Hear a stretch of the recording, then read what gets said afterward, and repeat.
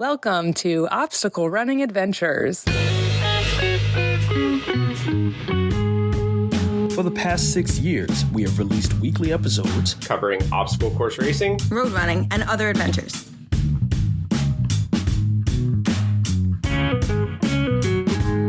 You'll hear interviews, event recaps, conversations about our sport, and quick news updates about the happenings in our community. standing on the corner, And now, here are your hosts. lost all my clothes. Michael Stefano and Caitlin Ritter. Hey guys, it's Michael Stefano. And Caitlin Ritter. And Michael, how was your weekend? Pretty good. It was a long weekend. Went down for Turkey Day in New Jersey. Spent a lot of time with Caitlin's family. It was a good time. Yeah, we did. 3.5 hours to get down, 5 hours to get back. Yep. Could have been worse, but still not great. Also, we're both sick now, so there's that as well. I think I'm on the mend. Good. I think I'm getting better. Good. I didn't get nearly as sick as you did. You had like 7 naps in one day. That's a lot even for you. And let's give a shout out to our sponsors. Shout out Mudgear, use code ADVENTURE for 15% off your next Mudgear purchase. And Caterpie, use code OCR Report 20 for 20% off your next Caterpie purchase. Perfect. We're going to shout out the $5+ Patreon supporters. Jason Dupree, Samantha Thompson, Dave Claxton, Bradley Keel, Charlotte Engelman, Aaron Grindstaff, Laura and Stephen Ritter, Hank and Arlene Stefano, Sophia Harnedy, Kenny West, Cheryl Goodwin, Jessica Johnson, Nick Riker, Christopher Hoover, Kevin Gregory Jr., Evan Eyrick, Brent George, Kevin Preetzer, Wendell Lagash, Logan Nagel, Patrick Brown, Isa Cuddington, and Seth Rinderknich. All right. Pretty good. Awesome. And shout out to the OCR Report for being a great home for us on the internets, and to Will Hicks. The Podfather. Check it out over at theocrreport.com. They actually have a news story that we'll talk about in a little bit. And to our sponsored athletes, Javier Escobar, Kelly Sullivan, Ryan Rizzalara, and Joshua Reed. So kicking off quick news, we actually made this the poll. We said, what would you say a chicken makes? This was following the discussion that we had last episode. And 60% people, despite me not being able to spell it, said bakak. And 40% of people said cluck cluck. Now, let me be real. This was one I was prepared to lose. I thought you could use the W, but instead I got beat. You got the big L. old L. And then we also posted guess the length of the episode. So I put the option of 1 hour and 52 minutes, which was correct. 2 hours and 2 hours and 14 minutes. So the people that guessed correctly were Jonathan Stern, Todd Scholos, Tyson Wanjura, Aaron Colleran, Samantha Thompson, Thomas Peterson, and Joe Rucco. And then the first real news story, OCR Buddy Community Choice nominations are now closed. So hope you guys got your nominations in. We'll start pushing a little bit harder when the votes come up. But yeah, I'll be excited to see who comes up as the voting options for all the things anyway. So yeah. Next up, I wanted to talk about the Hyrox drug testing news. So this is from Mo First, who's the co-founder of Hyrox. And he said this to Hybrid Fitness Media. If there's anyone questioning our position towards PEDs and believes we, and especially I, do not care, they obviously do not know us and myself very well, which is fine. So I'm happy to explain. We have been working with WADA and the German NADA on a solution for some time now. Using PEDs is cheating in Germany. And a crime with personal charges, all that. So links down below for the full news story. But I do think that this is just them reacting to, I don't know if we talked about it, but Rylan Shadegg had a post, I think the week prior, where he said, I think it's very unfair that, there's no drug testing and you guys want this to be a big event and, I'm not doing any drugs, but like if there's other people doing drugs, it's not fair. And, right. I and a lot of other people think that there's a lot of people using drugs here. Really? Most people seem to think that it's a lot of age groupers that are using drugs. But even like still... steroids? Yeah. And any kind of performance-enhancing drug, so PED. So, not great. Great that they're actually saying that they're going to do something. Now let's see if they actually do something. Next up, I wanted to talk about the Spartan Series point structure news. So each national series will have 2-point leaderboards, one for the Pro Championship Series and the other for the Age Group Championship Series with the same point system. Points will be rewarded to all top 20 finishers. The winners of the series will be directed by the racer with dictated by the racer with the most points across the races within the series. Yeah. So links down below to learn a little bit more about that one as well. And then I wanted to talk about Rose Wetzel's habit forming coaching. Rose Wetzel is opening up a 6-week habit coaching session, which includes a 1-hour strategy call to determine which new habits you want to adapt, a daily check-in via text or Google Sheets for accountability, a weekly 20-minute check-in to see what's working and adjusting what's not working.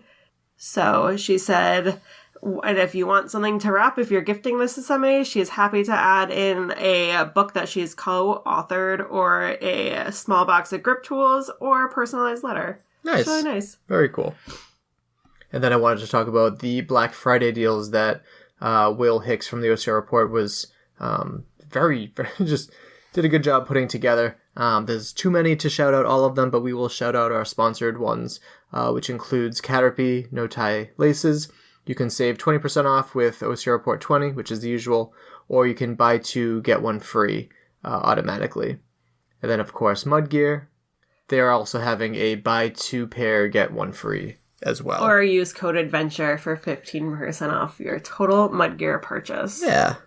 And last up, we have a little bit of podiums. Just a dash. This comes to us from Nordic Race in Copenhagen, Denmark. Oh, goodness. In third place for the men, Przemysław Kojenski. Yep. In second place, Nikolaj Dam. And in first place, Gustav Korota. And for the women, in third place, Benedict Stamp. In second place, Natasha Jensen. And in first place, Hanny Larson Jensen. That's pretty tricky. I think you did the best you could. I only recognize one name, and that's Nikolai Dam. But congratulations to you guys. Heading over to Meme of the Week. I found it. I've actually had this one for a while. And I'm like, I've kind of run out of time to use these World's Toughest Mudder memes. So here's this one. Caitlin?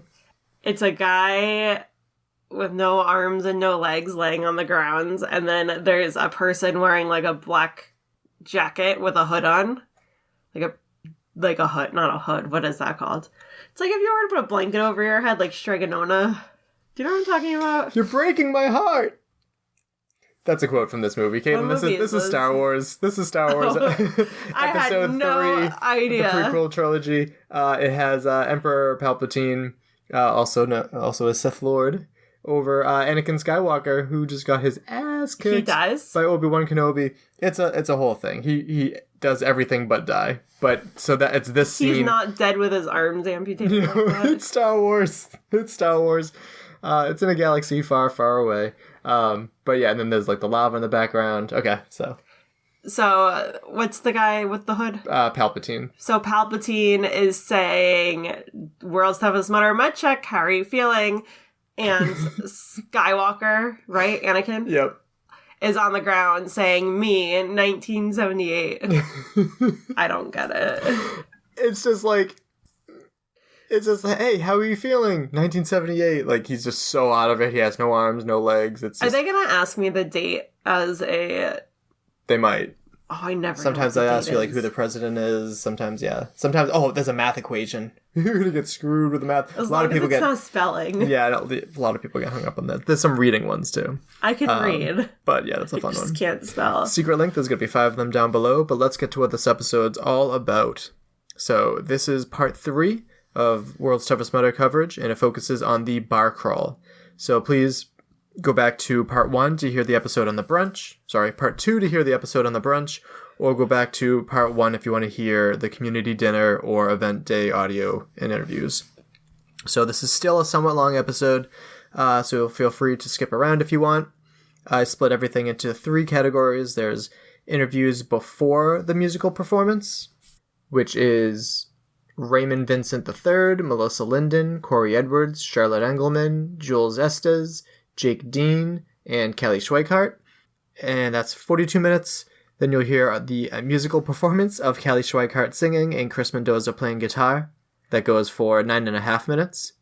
And then there's interviews after the musical performance, and you'll hear from Michael Kantor. Yep. Miko. Deanna Brasz, Carlo Piscitello, Jack Goras, Grant Thompson, Scottish Talk, Josh Fiore, Hot Sauce Shot with Kris Maltbie. Yeah, how do you have me suffering through that? Leanne Simmonds, Heather Bode, Trevor Cichosz, and Kevin VanderWoude. Yeah. And that takes an hour on the dot. So let's get to the final episode of our 3-part World's Toughest Mudder coverage. All right, man. Your name and where you're from. I'm Raymond Vincent. I'm from Barnet, Vermont. And what are you wearing on your feet? Nothing. How long have you been a barefoot runner? What's the whole thought behind it? When I first started Tough Mudder, I did start with shoes. I ran about 8 events with shoes. Did not finish 8 events with shoes. Now I'm at 50 events, and I haven't worn shoes in any of the last 42 of them. There's a part of me that's jealous because running in bare feet is the most natural thing you can do, right? Right. How does it feel to wear shoes during work and stuff? How often? I don't know. How do you train your feet up to be so tough? As a kid, I was just always running around. Mom said, "Don't get your new shoes dirty in the mud." So I took my shoes off. I played barefoot. There's relatively few barefoot runners in OCR, especially too. I know Thomas Plush is another one. What advice would you give to someone that's thinking about trying to be a barefoot runner? Walk to your mailbox first, barefoot. Yeah. And how about your overall World's Toughest Mudder experience? How did this year go for you? I absolutely love the family that we have at World's Toughest Mudder or just a regular Tough Mudder event.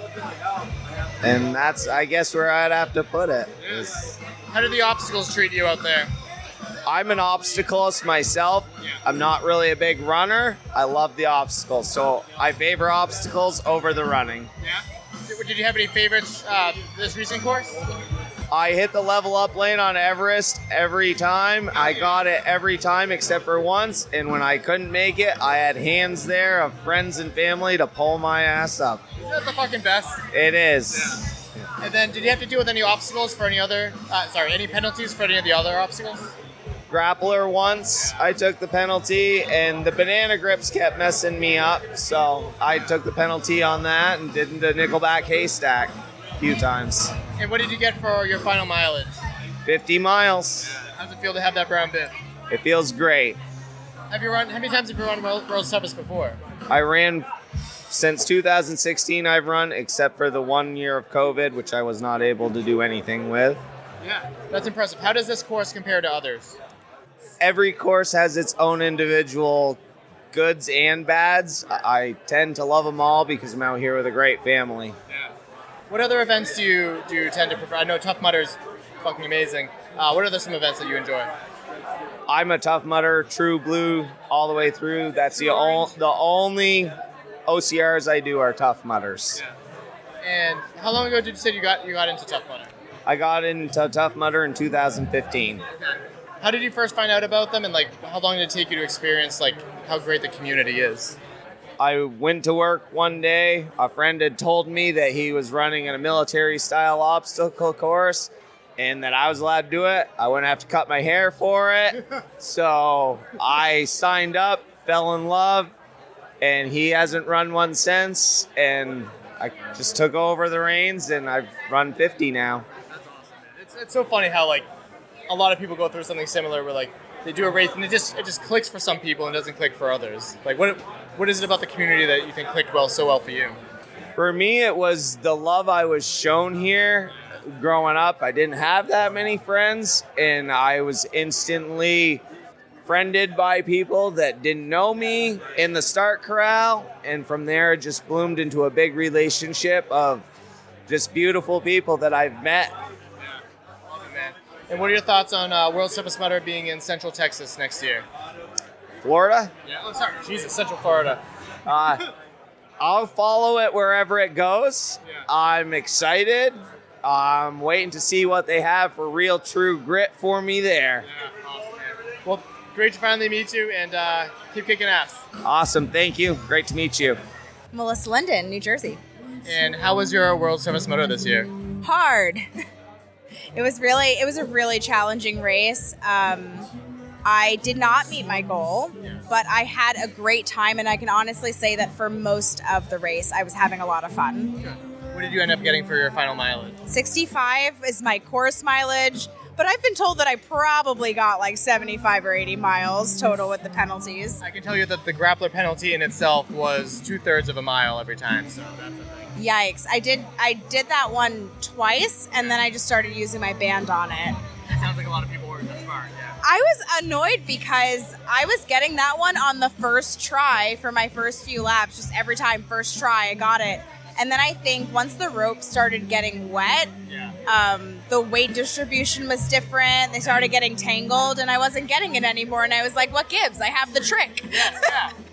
And once I started missing it, I was like, I don't want to keep doing this penalty. It's a time suck. So I had to change my obstacle bypass band strategy and start using it on the grappler. That's fair. Were there any other obstacles that were pissing you off every time you got to them? All of them.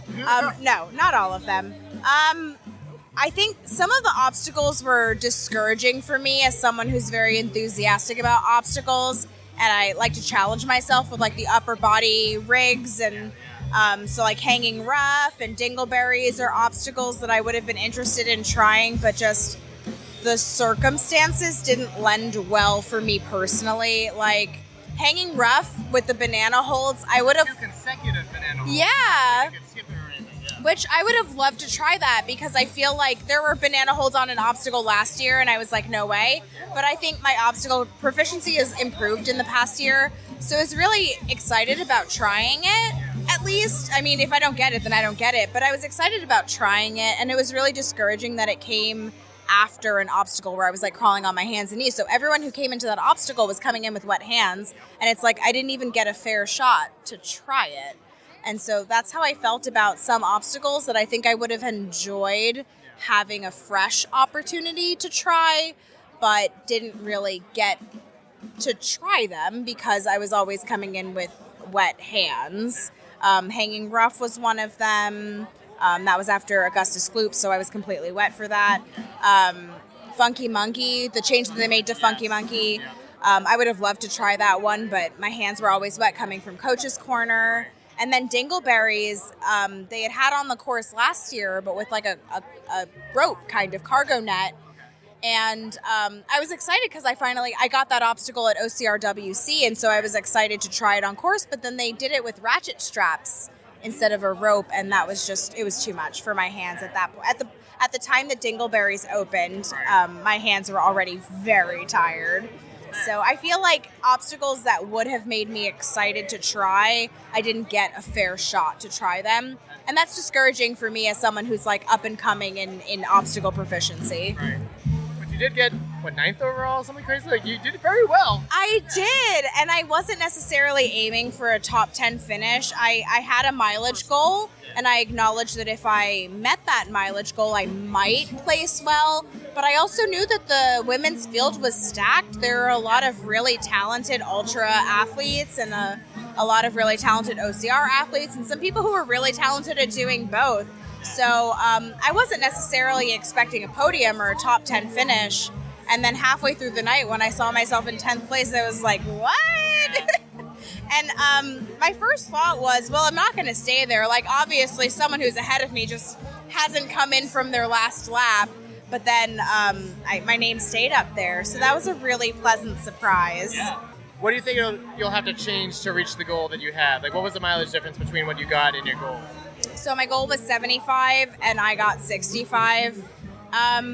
I think a huge part of it was just the penalty loops, which something like the grappler, that's a technique. I'm probably not going to train that.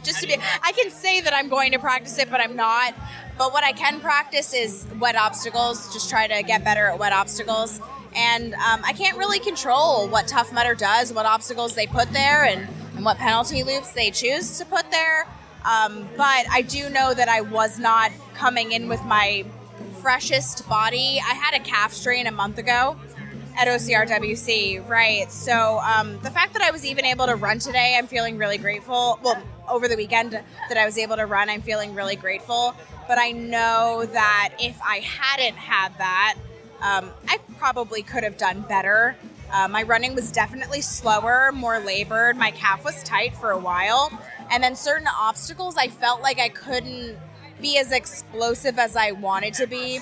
Everest was a struggle. I had to use bands that I hadn't intended on using on Everest just because the guys are always there to help, but I was having trouble getting to them because of my calf. And then something like Well Clung, I feel like I could have gotten because I have a decent broad jump, but I was hesitant because of my calf. So just like little things that I know that if I'd come in 100% healthy, I would have done better. So hopefully I'm really proud of how I trained this year. I had a really good season.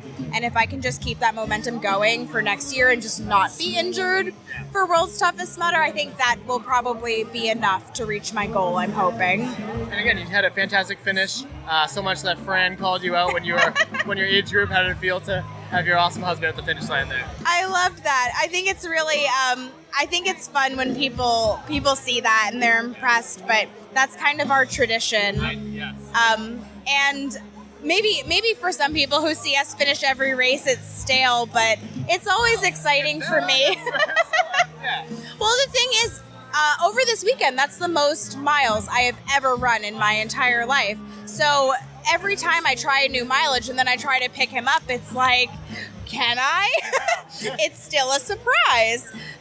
So it doesn't get stale for me because it was like a new distance and I still had enough in the tank that I was able to carry him across the finish line. Yeah. I think it's a fun tradition, and obviously if he was not there, if let's say, because we don't always get to run together, we have different paces now at this point. So if he was not there, and there have been races when he was still out on the course or whatnot when I finished, that's okay. But when he's there, I do like to carry him across. I just see it, and I don't know if this is your intention with it, but it just seems like the most badass feminist thing of women are fucking strong too. It's just so awesome. Yeah, and I've had people come up to me and say that it was really inspiring, and that's what I love because I love women in this sport, and I want to encourage more women to be in this sport. I feel like I have a different body type than a lot of the other top women, and I want people to look at me and be like, okay, she's kind of shaped like me. Maybe I can do this sport too. So I think people will see me carrying him and be like, yeah, I want to be strong like that too. And it's nice because sometimes, there's a lot of vague goals that people set for themselves. Like, I want to be fitter. I want to be stronger. I want to weigh less. And it's like, well, let's add some specificity to that goal. So you see someone carrying a grown man, and it's like, okay, I want to be able to do that. That's a great goal. That's like something measurable. And it was that for me because I haven't always been able to carry him. I worked my way up to it from, not being able to carry him to being able to carry him for 3 steps to now being able to carry him across all of our finish lines. So it's been in progression for me too. And then thoughts on the award that your husband actually won too, but the the headband for being the assistant race director. I don't even think he remembers what advice he gave to them. He's been in OCR for more years than I have, so he's got a lot of experience and a lot of valuable feedback, and I'm glad that at least they're listening. I'm happy for him because he is a lot more talented than he gives himself credit for. So to see him acknowledged during an awards ceremony makes me really happy. Yeah. And then thoughts on 2024 it being in Florida?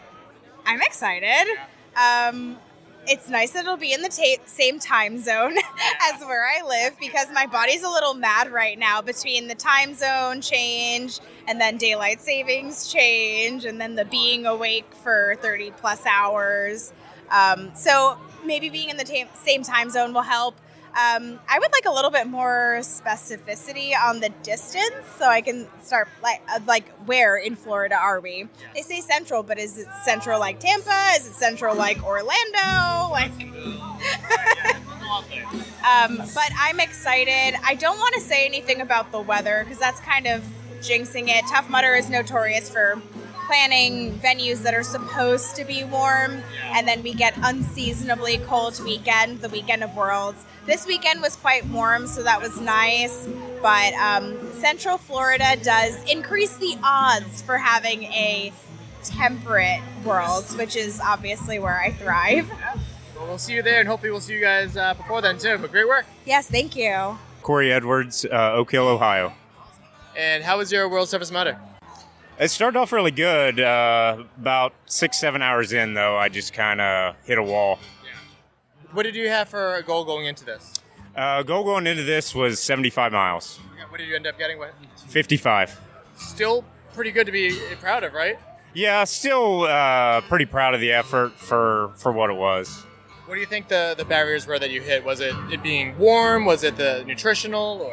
I think I just went out too hot with the heat. I just wasn't taking in enough fluids, maybe not enough electrolytes. And I think it just caught up with me about 7 hours in.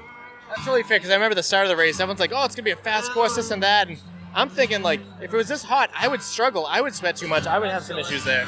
Yeah, and I think adrenaline just kind of took me out too fast. You know, you're running with all these people. How do you not get excited? Yeah, exactly. So, I don't know. I was at like 30 miles at like 6.5 hours, and I'm like, I'm way ahead of schedule. And then I just kind of hit a wall, and I just never could recover.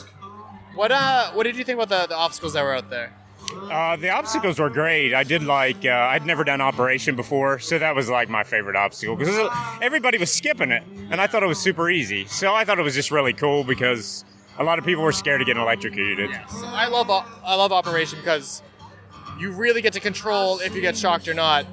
When you got there, was it just the pole or did it have the nail in it? Because when I got there was just the pole. Yeah, first time it was just the pole, and I couldn't really see back in there very well, and I got it like by luck. But then the second time it came around, they had those nails on it, and it was super easy after that. Okay. I heard some people saying it was easier with the nails, some people saying it was tougher with the nails. I would assume that it would be easier with the nail, but I didn't get to see it. So. Yeah, no, I thought it was easy obstacle. What did you think about the grappler and the corresponding penalty to that one? That was, I guess, if I had one gripe, it would probably be grappler, because at one point I was running with Joe Perry, and when it had just opened, we came up on it, and there was 5 people deep in every lane. So we went straight to the penalty loop. Well, little did I know the penalty loop was 0.7 miles long. We were on that loop forever. So, and then when I did get to do grappler, I failed it 3 times because you got 3 tries and still had to do the loop. So that was pretty demoralizing. I also heard some people complaining too that you couldn't do 3 attempts and then use your bands too. What did you end up using your band for? I saved all my bands until my last lap. And by my last lap, like my hips and calves were cramping and everything. So I was just using it on anywhere I had to crawl, anything where I was down on my knees. Just, I even used it on Mudderhorn and Everest just because I was so out of energy. Yeah. So totally fair. And what do you think about we don't have an actual location, but Central Florida? I think it'll be good. I mean, it'll probably be hot, but I'll definitely go, so. And what else do you have plans? Any more races for the rest of the year? Or what do you have planned for next year? Nothing on the schedule yet. I do a lot of Spartan races too, so it'll probably start with like a Spartan race, probably like New Jersey. I like doing the Ultra there. So April, that'll be enough time to get trained up for an Ultra, hopefully. Well, awesome job out there. Thanks for taking the time to talk to me, and good to see you. Yeah, it was nice to finally meet you. Charlotte Engelman from Maine. How was your pit crew experience for World Surface Mudder? It was a blast. I had 2 runners out on course all night and another who wandered all around and then helped Orphan 10 in between. So I kept them out. Who were the runners? Marianne and Scott Wilson were out on course. They got 40 and 45 miles, so personal best for both of them. And then Chris Stack, who was out wandering, being a roving helper everywhere. Yeah. Are any of them Canadian? No Canadians. I was wondering why you have a Canadian flag. Is it because you're in Maine, so you're almost Canadian? Is that Yes, and Tracy had him at the orphan tent, so okay. I figured I would support. Love it. And how was your time this year? It was great. I certainly got the bug to be back out there again. Yeah. It's hard to watch and not be able to get to do it, but it's great to support people and know what they're going through to be able to push them out and go further than they thought they could go and put more out there than they thought they could do. Were there any obstacles that your athletes were complaining about consistently, or? Mostly the penalty miles. I I think there's a lot of frustration that as opposed to penalties that were obstacles, it was penalties that were mostly just mileage. And I understand they needed to add time because last year's penalties got a little short. But it's disappointing that it kind of seemed a little lazy that they just did it by adding miles. So they love the obstacles. Wish there were more community support ones. I've been hearing a lot of that, and it totally makes sense, yeah. Yeah, so you have Everest Angels are awesome, Mudderhorn's fantastic, Dublin Walls is great having the guys there, but they missed like the horrible mud mile where you have to hook up with 2 or 3 mudders around you, and whoever's there, you make friends, you meet new people, or haystacks or lumberjacks, something where Loch Ness. Yep, something where you just need to either run to catch up with a group or know that you're going to be waiting there to catch up with a group, and said so many were just solo obstacles. It was hard to... They missed that Tough Mudder feel of it where you got to know a whole pile of new mudders on course. So well, that's a good point. And then do you have any thoughts on it being in Florida? Well, being from Maine, I love the cold. So I've done really well the last couple, Atlanta and Alabama, where it got cold. So I'm kind of missing that option to be the one person that's doing okay when it's 35. But but I think it'll be fun. It'll be another low elevation course, so I think we'll see some great mileage. I can't wait to see the Danish guy, Dane. Yes, yeah. Can't wait to see what he can do. Hope he'll be back, and I think it'll be a great one for everybody. One benefit for us about it being in Florida is same time zone. Yes, definitely, and it's theoretically drivable. So 22 hours as opposed to Texas. So we got a party bus from New England going down. Are you running next year? No. Nope, I can say that confidently. What I'm going to do is I'm going to do a better job as media. So I'm out of shape right now, and just the time on feet destroyed me. We had Jason Dupree, who was doing everything. He got 46 miles. 46 miles. He almost got a brown bib just from working hard and just doing media. And he was just like, believe me when I tell you, the OC Report, fantastic group. The live feed could not happen without Jason Dupree. And so I want to get in more shape so I can help him more. Yep. Caitlin said she'll be coming. Nice. That'll make things easier so she can help with other things. Pit crew for media. Exactly. Yeah, actually, yes. Yeah. A lot like that, because we all need some supporters, and and thank you for being one of our big supporters. Thank you. You guys put out great stuff, and I love being able to help you a little bit. I appreciate it. And do you have any other events planned for the rest of the year or next year? So I have my eyes set on a non-muddy ultra in New Hampshire in the spring. So I'm gonna Echo Lake Park. It's ultra series. So it's 3 or 4 mile loops, but not a lot of elevation, and excited to see what I can do for 24 hours without being in a wetsuit. So hopefully that'll give me a good boost to get in shape for next year. It's not a wetsuit. What a novel idea. Yep. Awesome. Well, thank you so much. Thank you. Jules, Estes, and I'm from southern New Hampshire. And how was your World Surface Mudder? My World Surface Mudder was great. I didn't feel that way during it, but at the finish line, I was for sure depleted. Okay, yeah. Yeah. What did you think about the course this year compared to previous years in terms of the obstacles, the penalties? So my opinion of the course this year was there was no fantastic, overreaching obstacles. Exactly. But I was even though I did a lot of penalties, I was very happy to see that the penalties equaled a good distance from how, if you completed the obstacle, that you were punished in a sense. And there was no way you could cheat on them because just as a distance. Yeah. And in addition to that, I've done 6 of these. I have the most bruised and cut that I've ever been from another race. I'm sure of it. And what did you have for goals going into it? My goal was to try to just stay out for 24 hours. I have type 1 diabetes, so it's always a challenge. I stayed out there for the whole time, which is what I wanted to do. I ended up with 55 official miles, and I was fine with that. Is this your first time you've had an elite contender bid? It is the first time, but only because many, many years ago, it was freezing cold in Atlanta, and a lot of people dropped out, and there was no prize money, and I finished top 10. But you persevered is what you're saying. You're a badass, and you pushed through the cold, and you did awesome. That's correct. I can grind it out. I'm not the fastest. I'm not the best at the obstacles, but I can just grind it out. That sounds like me. Yeah. What were some penalties out there that you had to face? What did you think of the grappler and that penalty? Oh my God. I just realized I already knew it, but I'm terrible at throwing anything with a ball. Right. I failed the grappler the first 3 times, and I did the penalty the first 3 times because I wanted to try to save my bands. Right. And it was just an intense penalty. As a lot of the penalties were, and I was trying to, in my head, figure out which ones were the worst to skip. Yeah. I eventually figured out the grappler. But again, like, I really was happy, even though they were terrible, with the fact that the penalties equaled how hard the obstacles were. I was like early morning and I saw Chris Rogowski, who of course everyone's amazing, do the obstacle with the bananas. Yes, and I mean, it was like 7 or 8 in the morning, and like, she was struggling, but she did it. And I had this super long penalty, but I was like, yes, that is, like, I should have this long penalty. Yeah. So I thought I kept the things fair, and there was no cheating involved. And balance is a tough thing to find in these kind of events. They only do it once a year. But yeah, I think they had I think for the grappler it might have been too long, but everything else was pretty even from what I saw in the course. I agree, but it definitely, I feel, because of the difficulty and length of the penalties, created a much more strategic race plan that you had to adjust mid-race. So, I mean, I tried a lot harder on certain obstacles that in the past I would have maybe taken the penalty on.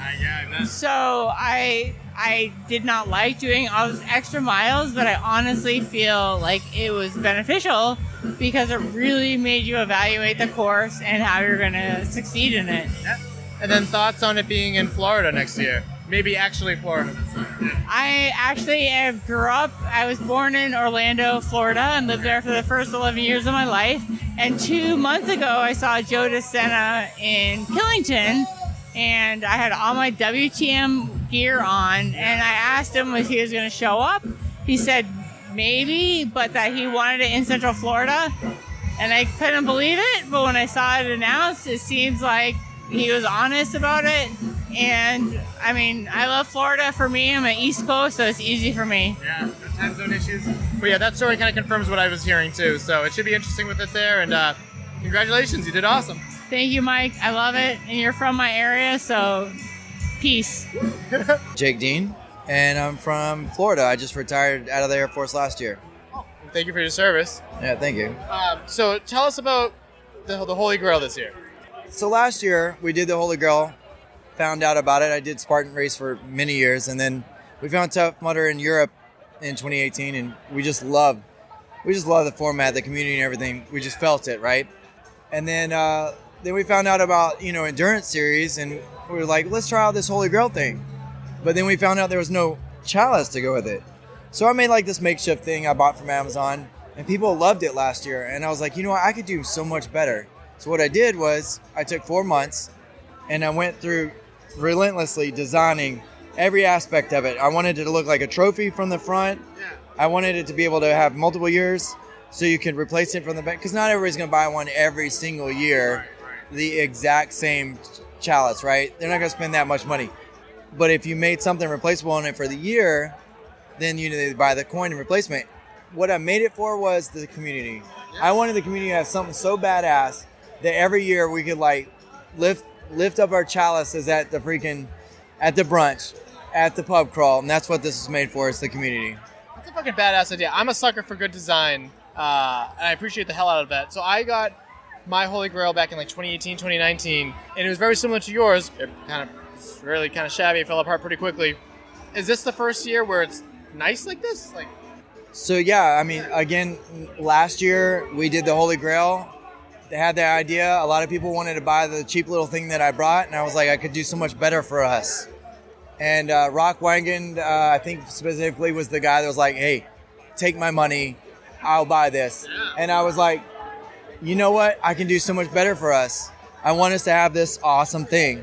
So yeah, I went to the drawing board. I pitched it to Tough Mudder. They picked it up, and we went under contract, and yeah, they produced it, and I'm very appreciative.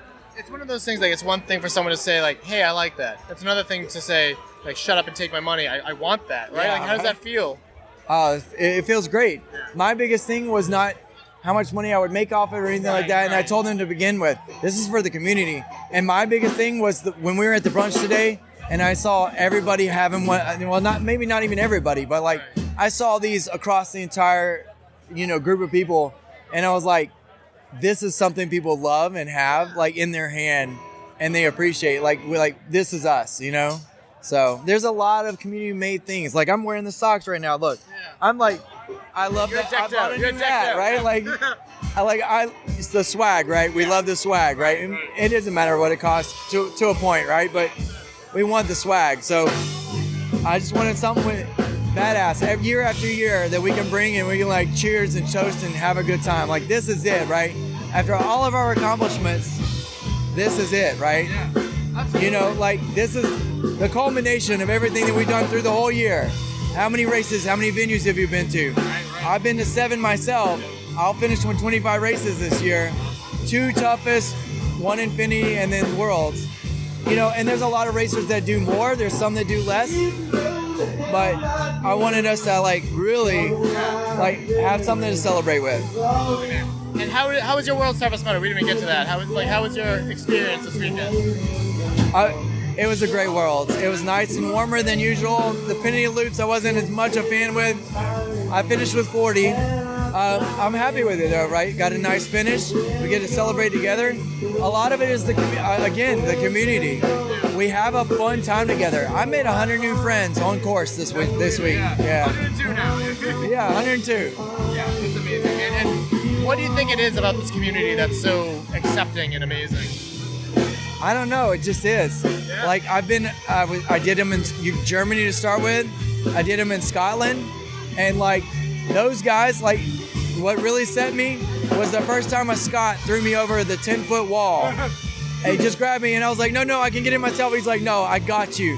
And he threw me over the wall, and it was like I never saw that in Spartan, never, not once. And so everybody was like willing to help everybody out, and we're all teammates. And like, even when they would say the whole "I will not cry, everybody's your teammate" in German, it was still felt. It was still felt even in another language. So it was just so awesome. And then to come back to the United States and then retire out of the military and do my races here. I just hit 31 this weekend. And I'm going for that crown because I love it that much, So I just, like many other people, I'm willing to put my time, my money, my effort.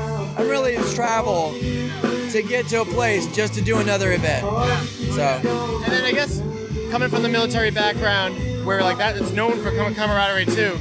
What's the carryover like? Like how would you compare the two? Obviously, our lives aren't on the line, but. I would say the passion and the camaraderie matches a lot. I retired from the military and I was like, hey, I'm never gonna find that team mentality, that feeling of belonging. Again, I was afraid of that really, and then I was like, you know what? I'm wrong. I already have Tough Mudder, and this community is that strong. So it's like a brotherhood, brotherhood, sisterhood, like. Of people just coming together and just enjoying being around each other. It doesn't matter. I just shook hands with Fiore, and that guy, I saw him on the course multiple times, and I was like, dude, I was rooting for you to win this thing. Like, it nothing against the other competitors, but it's like that, right?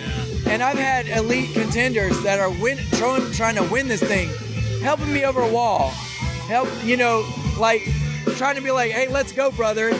Giving you motivation in the middle of a trip when they could have just been putting their head down and going after their goal. And they believe that your race is as important as their race. They genuinely do. No, and that's what makes this different. This is what separates it from all other OCRs that I've ever seen. Yeah, I've done the Muddy Dash, I've done Terrain Race, I've done Spartan Race. I did a trifecta. I never felt this way. So. Well, we're happy to have you, man, and looking forward to seeing what you can keep doing. Yeah. This is the first of many things to come. I have other ideas that are coming out, and we'll see. If Tough Mudder likes them, then maybe they pick them up. If not, then they don't. But I just want to develop more stuff that we as a community can love and enjoy. Perfect. Thanks, man. Yeah, thank you. Cali Schweikhart from Cold Spring, New York, and I live in Colorado. And how was your World's Toughest Moto? It was amazing. It was a day I dreamt of for a long time, especially after last year. I came in wanting some redemption, and I had high hopes for last year, but didn't really know what I was getting into. It was my first World's Toughest. It was my first Tough Mudder. And this year, I had a lot of things that I wanted to improve upon, mainly with temperature regulation and sleep in terms of like caffeine management to help. I got so sleepy. I was like sleepy and cold. So I had a rock star crew that just made all the difference. Really. Shout them out. Who were they? So my boyfriend Andrew was kind of my head guy. He's new to this. He's still learning about all these races, but he's so gung-ho about it, and he's just so supportive. And he took this so seriously. Like, he made a chart to like graph everything, keep track of it all. I made a sheet for him to like look through, and he had everything prepped and ready to go. He would meet me out on course and ask what I need before I needed it, and then give it to me in the pit. And then Ian Hosick, my coach, came out, and I didn't know he was going to be here. Yeah, Surprise! Yeah, it was a little bit last minute. I just had the idea a couple weeks prior to World Stuff, and I was like, wait a second, Ian would be an amazing crew. He's got multiple athletes going, so he was able to help them all out, and he and Andrew balance each other out in that he can be stern with me and like just tell me to like just man up and go, you know, versus like Andrew had more of the like encouraging, like more compassionate. He wasn't thrilled at the end when Ian made me go out again. Andrew had to like step away for a second because I was not having it. But it was a great, and Kris Mendoza, when he stepped out, he immediately turned to crewing for me and his parents and his sister and even Ben, Katie's crew. Like, so many people came together to help me, and it kind of culminated in coming in for that. On my second to last lap, I was in a bad place. I finished 85, and I knew the lap prior that Ian had said we're going for 2 more. So I knew he was going to make me go out again, and I knew I didn't have much left. And I come in, and they're just holding a Ted Lasso Believe sign. We're all big Ted Lasso fans. So they're all just standing there. Ian's got the Believe sign up. I'm like, how do I say no to this? Like, how do I not go out for another lap? So they forced me into it. So obviously I wasn't able to make it to World's Toughest last year, but I watched the 25.5-hour stream, and I was cheering for you. It was a little bit of a bummer that you got cold, you got tired, it happens. Yeah. Coming from that, what did you have for goals for this year? Process goals were to continue to move for the whole 24 to 25.5 hours. Like, if I could squeeze in an extra lap in that extra time, do it. Just be out there the whole time. Not get hypothermia was a big one. Those were the 2 main process goals. Just like make use of all the time. And then I try not to focus too much on outcome, but it's hard not to. Big dream is to win this thing. And coming in, I knew I would have to have the absolute perfect day, and probably others would have to have a not perfect day at all. And you never know, but I would be lying if I said I didn't want to win it. I wanted to hit that 90-mile mark if I could, because I know it's kind of like a coveted club for the women. And I think being on the podium was another thing that I would walk away. I'm walking away very happy with being on the podium. So I hit most of those goals, and I'm thrilled, because anything can turn in 25.5 hours. So it's like I felt like I was constantly running, like, don't get your hopes up, you know? Like, it's hour 16, you don't know what's going to happen in hour 20, so this could be good until it's really not, so. Yeah. So, like, when was it that you realized that you were, like, did you choose to stay oblivious, or, like, did you want to be in the loop knowing where you were placement-wise? I really wanted to be. My coach, Ian, was not having it, so I knew that, I knew I was in the lead till like mile 45. I just kept waiting. I was like, when's Kris going to come by? Because like she was having a rough start, she said. I was kind of just running my own pace, what felt comfortable, and was going to let her come. I figured once the obstacles opened up too, she's one of the best obstacle athletes in the game. So, and they were tough obstacles with long penalties, so I knew that was going to get to me. But I think I wanted to know where I was relatively in terms of podium contention, in terms of 1, 2, 3, because I knew I was leading for a while. But then I actually, like the second to last lap, for example, I came in and Ian just told me I had to go out again. And he didn't tell me if I was in second or third. I had the leader bib on, so I knew I was top 3. And then I ran into Stephanie, 3rd place, on the last lap, and I didn't know if she had passed me. I was like, is she running 90 right now? So that was an interesting mind game, because Ian didn't want me to, he knows I focus on that too much, I can panic, and he was like, all he would say was like, you're in a good place, you're running what you need to run. If you do something like this, if you keep doing what you're doing, then, sorry, Kris. I'm getting distracted because Kris Mendoza. Sorry, there's a lot going on. But yeah, so it was a lot of. I knew relatively where I was, but like at the very end, I was a little unsure, to be honest. So that was a little weird. And how did it feel crossing the finish line with such an amazing accomplishment? It was surreal.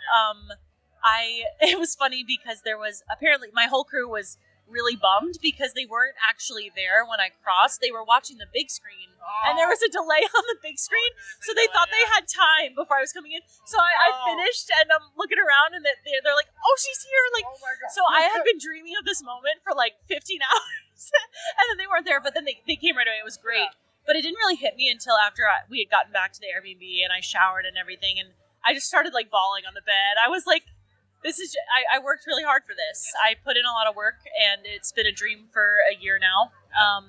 And I was really proud of my race, and like just honestly so grateful for so many special people supporting me. Like I said this to Will earlier, like it just made me wonder what I did to deserve such amazing people in my life and such amazing experiences. It was very emotional, in the best way. So cool. And the cool thing about it is too is like, obviously you're on the more of the elite side of the spectrum. You just took fucking second place, but like even if you weren't on the elite side of the spectrum, like the Tough Mudder community would embrace you just the same. Oh my gosh, absolutely. It's really no different. And that's what's cool. It's like everyone, and Coach was saying this in the speech in the beginning. Yeah. Everyone has their own goal. Like one person's just aiming to volunteer for 24 hours, and that's amazing. That's hard. That's really hard. One person is aiming to help at Matterhorn for 8 hours, and that's really hard. So it's really cool to have everyone embrace each other for whatever they're going for. I got to talk to Dave. I don't know his last name, but he introduced himself to me today. He was one of the guys who paid to run this race, ran to Matterhorn, and stayed there for 20 hours. But did he have an accent? Oh. I said one song. She just won a podium. She's won a podium. So whatever you want to sing, he'll either play guitar or Doza can. Whoever you want to sing. Oh, Doza has to play. Yeah. Okay. Perfect. Okay. All you. Oh, hell yeah. You get one song. Okay, So do we need to continue after? Do we need to? I think it's good. Yeah, you're good. You're good. Play. Super proud of you. You did amazing. Thank you so Congratulations. much. Okay, thank I didn't get to hug you yesterday. Thank you so much. You did awesome. Oh my god.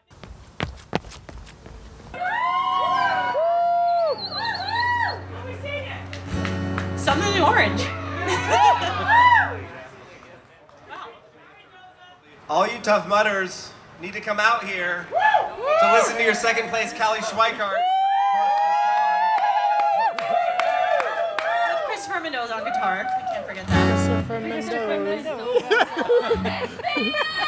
Forever. Wondering how much we get. Welcome for cheaper. Oh yeah. Yeah, but you don't know.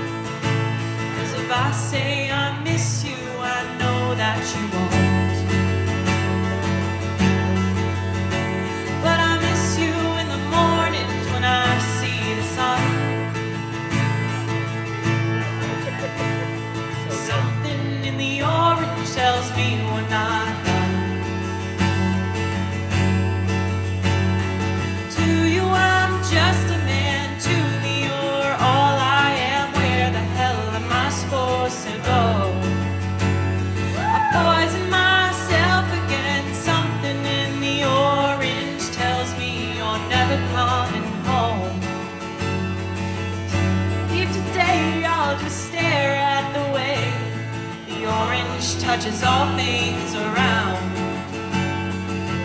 grass, trees, and dew. How I just hate you.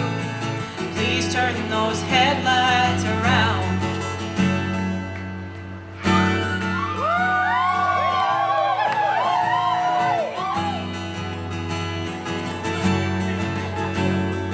Need to hear you say you've been waiting all night.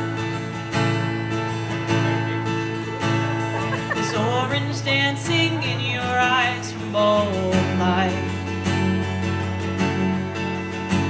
And your voice only trembles when you try to speak. Take me back to us dancing this wood used to creep. To you I'm just a man, to me you're all I am. Where the hell am I supposed to go? I poison myself again, something in the orange tells me you're never coming home. If you leave today I'll just stare at the way the orange touches all things around. Grass, trees, and dew, how I just hate you. Please turn those headlights around.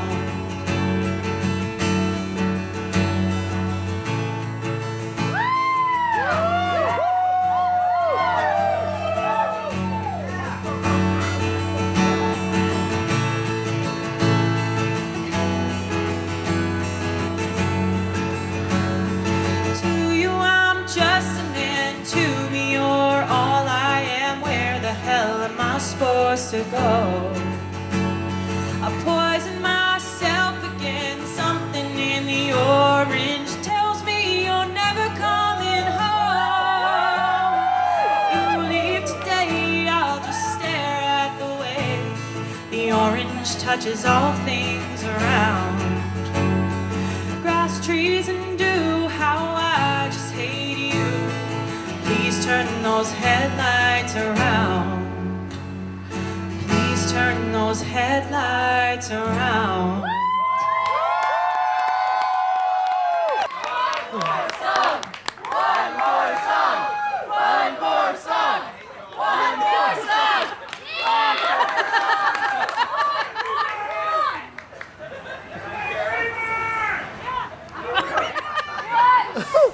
American Pie, 6 hours. Yeah.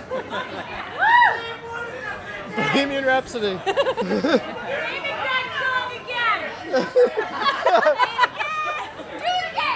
Different.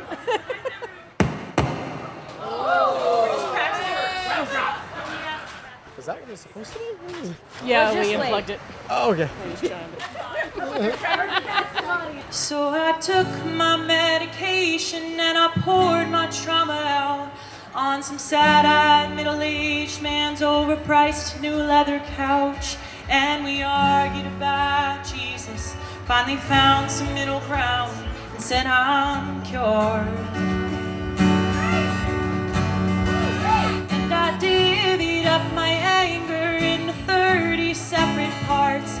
Keep the bad shit in my liver and the rest around my heart. I'm still angry at my parents for what their parents did to them, but it's a start.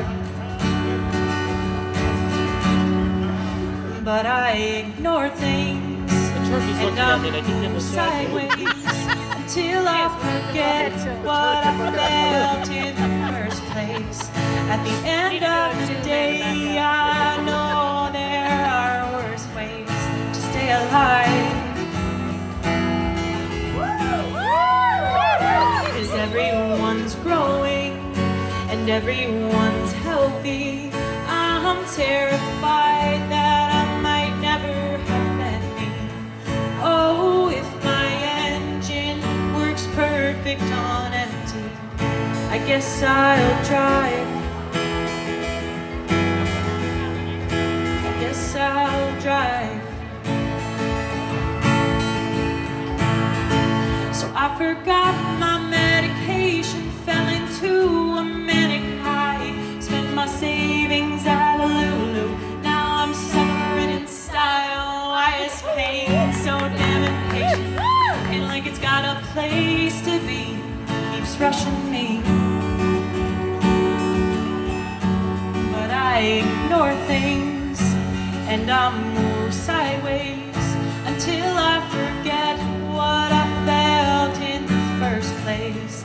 At the end of the day, I know there are worse ways to stay alive. 'Cause everyone's growing and everyone's healthy. I'm terrified that I might never have met me. Oh, if my engine works perfect on empty, I guess I'll drive. And if all my life was wasted, I don't mind, I'll watch it go. Yeah, it's better to die numb than feel at all. Oh, if all my time was wasted, I don't mind, I'll watch it go. Yeah, it's better to die numb than feel at all. 'Cause everyone's growing and everyone's healthy. I'm terrified that I might never have met me. Oh, if my engine works perfect on empty, I guess I'll drive. I guess I'll drive.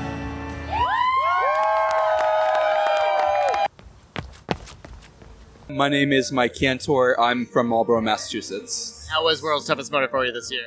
It was exhausting, but ultimately fulfilling, and it just renews my appreciation in everything around me, the things I take for granted every single day. Just the being able to pass 24 hours just like doing a mundane day is really put into perspective after doing something as difficult and as mentally challenging as World's Toughest Mudder. Did you come in with a goal or anything for this year? What did you have planned? So I ran my first World's Toughest Mudder last year in Atmore, Alabama. I hit 50 miles there. Since then, I've gone through a bit of hard times personally. I was hoping to just come in, finish the race, and if possible, to finish with my brown bib again. And thankfully, I was able to hit it. How did it feel with that, being able to achieve those goals again? It felt absolutely gratifying, like all of my training in the gym has been paying off. But unlike the other 99.9% of people that don't show up for World's Toughest Mudder, it's not a physical battle. It's all mental. After 10, 12 hours, that's when the real race happens. When it gets to the lonely hours of the night, you're cold and freezing, you might be behind in nutrition, feel hungry. And just really figure out what you're made of is absolutely my favorite part of the race. And after doing it for the first time last year, I've really been able to come and think that it's only 24 hours. Just push through this, everything else can come later, and don't let up. What did you think about the obstacles and the penalties out there for this year? So I like the obstacles. I've heard a bunch of mixed commentary from other vets. I personally thought it was fun. I wish there were a bit more obstacles that required teamwork than, let's say, Matterhorn, Dublin, Walls, and Everest. I've actually been hearing a lot of that. I think that's a good critique. And not to critique TMHQ or what they're doing. I love them for putting on the event. It's for putting on the event that really brings together a whole community. I just wish there was something where you could help your fellow mudder. At Twinkle Toes, there were 2 lanes that were close enough apart that you could, in essence, hold hands with another mudder to get across. But I would have personally liked to see a little bit more. Like I said, nothing against the event that was put on, but it gives you something to look forward to, something to occupy you during those lonely hours in the middle of the night. Chris Maltbie says he's not interested in being stagnant, staying the same. So critiques, as long as they're not mean-spirited, it's good. It's something that they should take into consideration. Yes.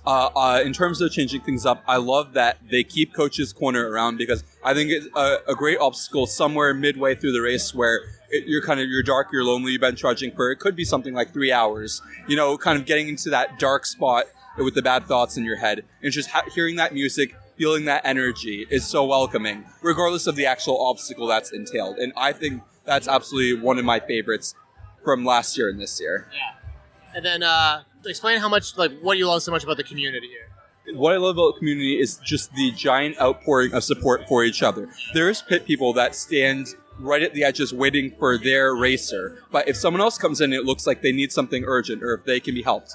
Without a second thought, those pit people will go and help out the racer. If someone needs a wetsuit change and there's only one pit person, let's say whoever crewing for someone, you can just ask to pull someone from a pit crew member from an adjoining spot and they will help you, no questions asked, no hesitation.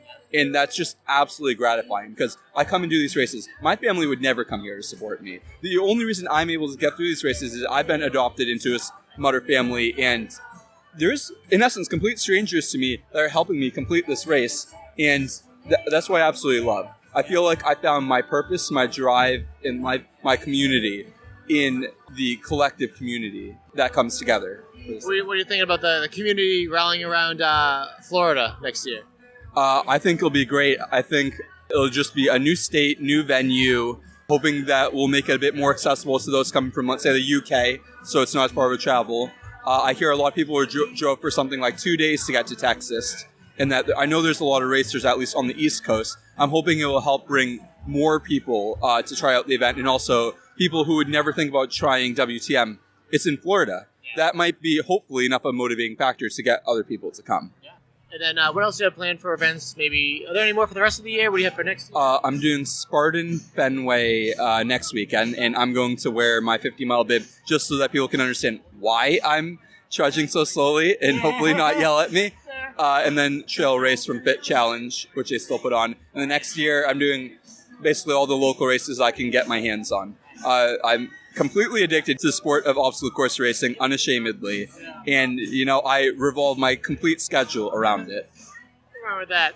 Good passion, good community, good people. And you're one of them, man. It's good to see you again. Yes, absolutely. Thank you so much for having me on, Mike. Miko from Livonia, Michigan. You came over and approached me and you said you're losing your ability to speak.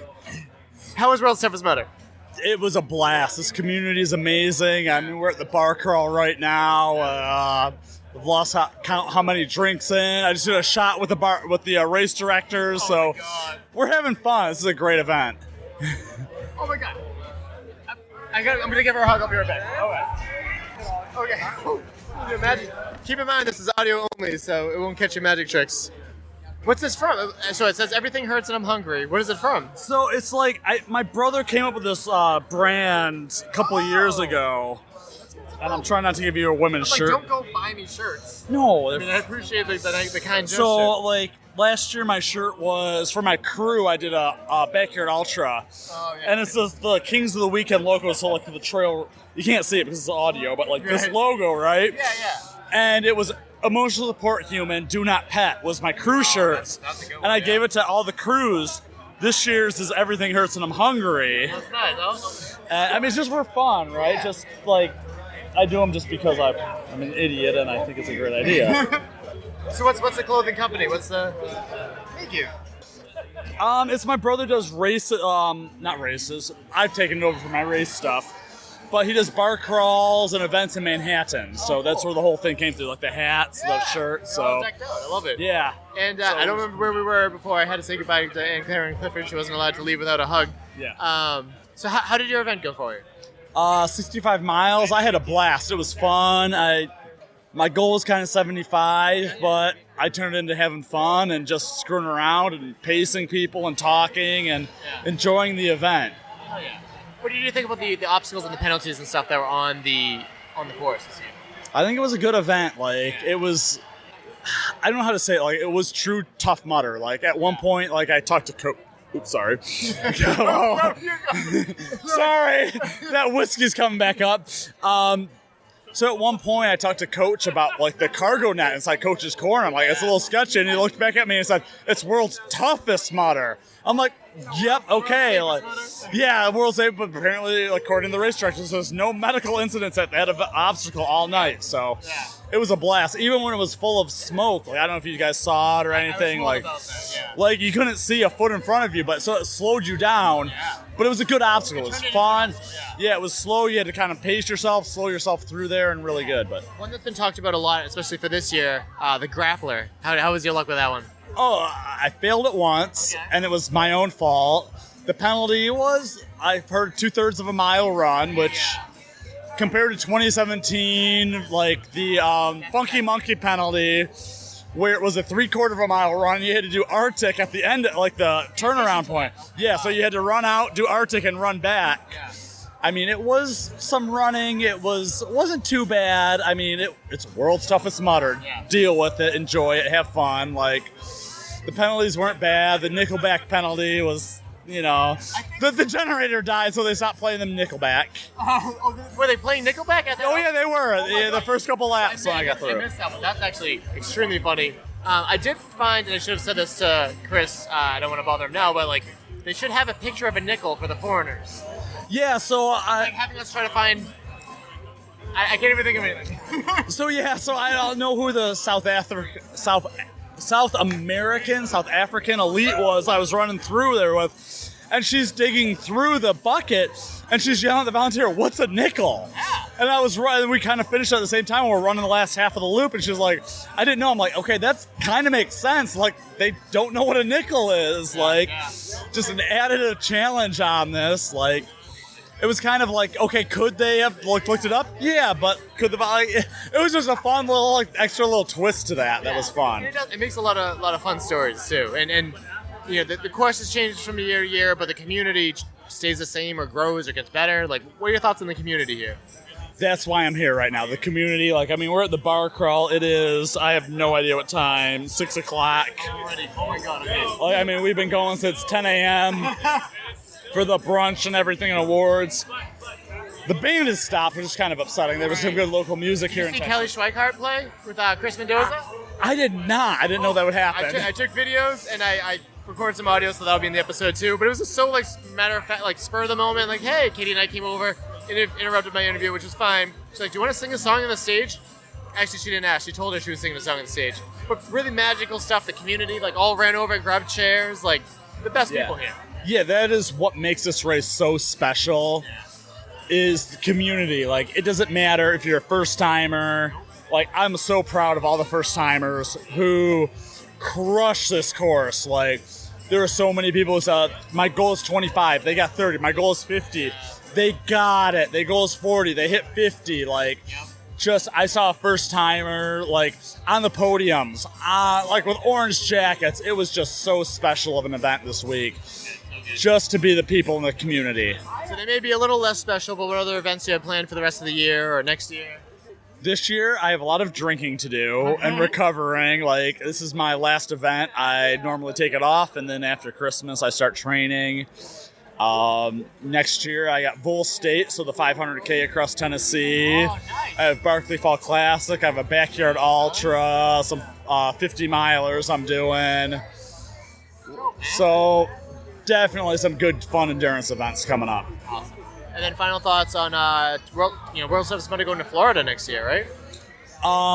So Florida next year is going to be a blast. I heard the official schedule is Friday pit load in, Saturday to Sunday is the race. Sunday is a brunch bar crawl. Tuesday we're drinking around the world at Epcot. So maybe I'll have to take some more time off. So we'll plan your vacation, your time off accordingly. Wear your pit bibs so they know to throw us all out of Epcot at the same time, who's associated with the race or not. But yeah, it's gonna be a blast. I think it's gonna be cool, and they're just with the theme parks and everything and where we're at. It's so funny how excited I am for something that's actually more than a year away, because it's back to their regular week too. Yeah, it was kind of weird this week, the week earlier. It wasn't overly fond of that. Halloween happened, and I was already stressed out about World Toughest Mudder. Yeah, I normally do my Halloween. Halloween, I'm handing out candy as I'm prepping my kits and everything. Yeah. And this year it's okay, got everything packed because I got to jump on a plane tomorrow. Yeah. But yeah, it's a great time. Awesome seeing you as always, buddy, and keep crushing it. Thanks, man. Thanks, Mike. Thanks. Okay. Deanna Brasz from Niagara Falls, Ontario. It's not technically Niagara Falls. I'm 20 minutes north of it, but it is pretty cool. We never go there because it's tourist central. Right. I wouldn't go to Plymouth Rock because it's just there. Whatever. How was World Toughest Mudder? I came into it injured, so it wasn't as good as I wanted it to be, but it was better than I expected. Yeah, that's good. So yeah, What injury are you dealing with now? I have a hip injury. It's something that flares up sometimes. But, like, I came into it thinking I'd get maybe 2-3 laps before it hurt too bad, and I finished with 7, so that's okay. It's not bad at all. Did you have fun? I did. I had so much fun. I love this community so much, and even if you're hurting and struggling, they'll lift you up. What did you think about the course for World Service Medal this year in terms of the obstacles and the penalties? I love anything they give us. Like, if they're gonna give us, I love being out there. It's World's Toughest Mudder. We just need to handle whatever they give us and put up with it. And now you're getting hot and heavy. Yeah, I just did the hot sauce challenge and I am dying because I hate spicy things. How did they convince you to do it? Oh, they told me there was a patch, and so. Isn't that the funniest thing? Like, the things for a bib, a sweet patch, like, I don't know, 2x2, but it's fucking awesome, isn't it? Yep. Yeah, it was just like, what do I get out of it? I heard there was a patch, and I'm like, yep, I'm doing this. So, how many Tough Mudders have you done now? I feel like you've been to so many. I don't know the exact number. It's between 60 and 70. So, we're getting up there. What keeps you about this community? It's just, they love you no matter what you're going through. They're always there for you. They don't care what you're going through, how much you're struggling. They just support you in everything. And what else do you have planned? Anything else for the rest of this year, or what do you have planned for next year? I'm terrible at planning. I kind of just signed up last minute, so nothing planned yet. I will be at Worlds next year, but other than that, I have no idea. Any thoughts on it being in Florida? I like Florida. Okay. It's going to be flat. It should be pretty warm, depending on how far central they go in Florida. We'll see. Yeah. It should be nice. Yeah, so I'm looking forward to it. Well, great talking to you. Thanks, you too. I'm going to take a picture. My name is Carlo Piscitello, and I'm from Windsor, California. And how was your World's Toughest Mudder experience? My World's Toughest Mudder experience was exhausting, but it was great. So talk about it. Like, people see the live stream and like, oh, they just have like a video camera out there, and like, what goes into this? Well, I mean, I was a little different than that. I mean, I was recording, we get the start, we get, obstacle openings, get, any kind of a cool, idea about what's going on course, and just trying to get people. I look at it from a standpoint of like, if I was watching the feed from home, what would I want to see? Yeah. And I try to cover that kind of stuff. And of course, the key is like, and it sucks in a way because like the most important time is like the end of the race, making sure I get all the leaders and the stressful. Yeah, it is. And I'm doing it like on the same amount of sleep or lack of sleep as the people who are competing. Exactly. So trust me, we are I know we didn't run 50, 60, 70 miles, but we're up and people don't want to hear it, but we are just as exhausted as you are. Yeah. We might not be as sore, but we are just as exhausted, I promise. And if you tag the wrong person, you might get crucified. some 100+ posts, and you mistag one person, and you never live it down. But no, that's true. Yeah. Including my wife, too. But I heard your Instagram stories were the second best out there. Second best? Well, Caitlin said that mine were good, but she's also my wife, so I paid her to say that. Actually, wouldn't that be sad if I paid her to say nice things about me? I mean, dude, whatever keeps the wife happy, so don't worry about it. If you got to pay her, then you got to pay her. It's okay. And so, World's Toughest Mudder is one of my favorite weekends of the year. Is it yours as well? It absolutely is. For the first time, I got to go to OCRWC about a month ago, and I've heard so much about it, and don't get me wrong, it was an amazing event, and it made me want to run it. I haven't done it before. But what it really did was it made me super excited for this weekend.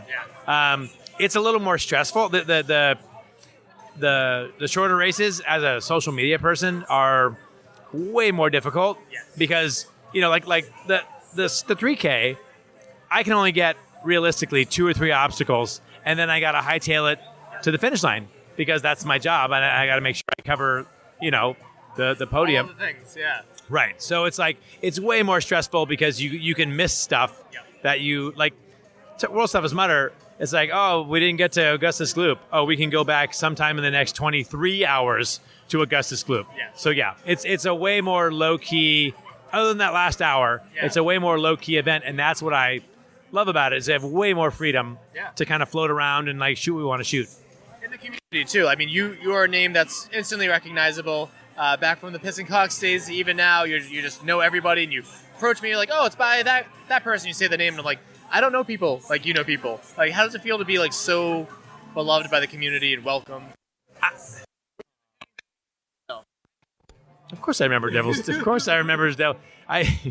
Do I remember? Yeah. By the way, any iteration of that obstacle, I still get like heat for. Yeah. And the Devil's Taint is the only one I ever had input on. It's like word association. Like. It- And then, so my plan for next year is to get in better shape so I can hopefully pick it up and do some of your jobs so you can enjoy the course without worries too. So. Oh, that's great. Yeah. And I talked to Will about this too. I would like to think that there's some type of hybrid coverage that could be done, where I could run and also, like, I don't know. You can do one well or both. That's the problem. Mediocrely. And there's a part of me inside that's like, come on, you can probably do 75 miles if you commit, right? Yeah. I mean, course forgiving, who knows? But I'm like, so there's always a part of me that wants to see if I can do it, like really do it. Yeah. So, yeah, and to do that, I could not be expected to do any media if I was going to try that, because I was talking to Kris Mendoza about that today. Name drop. Yeah. But I was talking to Kris Mendoza about it today, and he's like, I told him about that. He goes, ooh. He's like, yeah. He goes, 75. He's like, you're moving. You're moving the whole time. And I'm like, nah, I know. But that's the thing. But how much? And that's where the math I also have to do too, right? Like Jason Dupree would be a good guy to talk to because he did 75 in 2021. Right. It's like, I've done 50 3 times. I've done 55 one time. But like, what is it? It's almost exponential. What do you need to do? Yes, but like, how much faster do I have to run, or how much shorter do my pit times have to be? Like, there's math that has to be done. Yeah. But, Well, if you need a good pit crew, I have some recommendations. My wife helped Javier get 100 miles, so she can't be mean. She's really bad at being mean. But of all the things, I mean, I love that. She is such a sweetheart. So, hi, Caitlin. I had another thing I didn't. Also, like, if you're doing both things, it gives you like an easy way out. Like, I could keep going, but I would do better doing media. Like, no, you got to go all in. Yeah. And we'll get you there.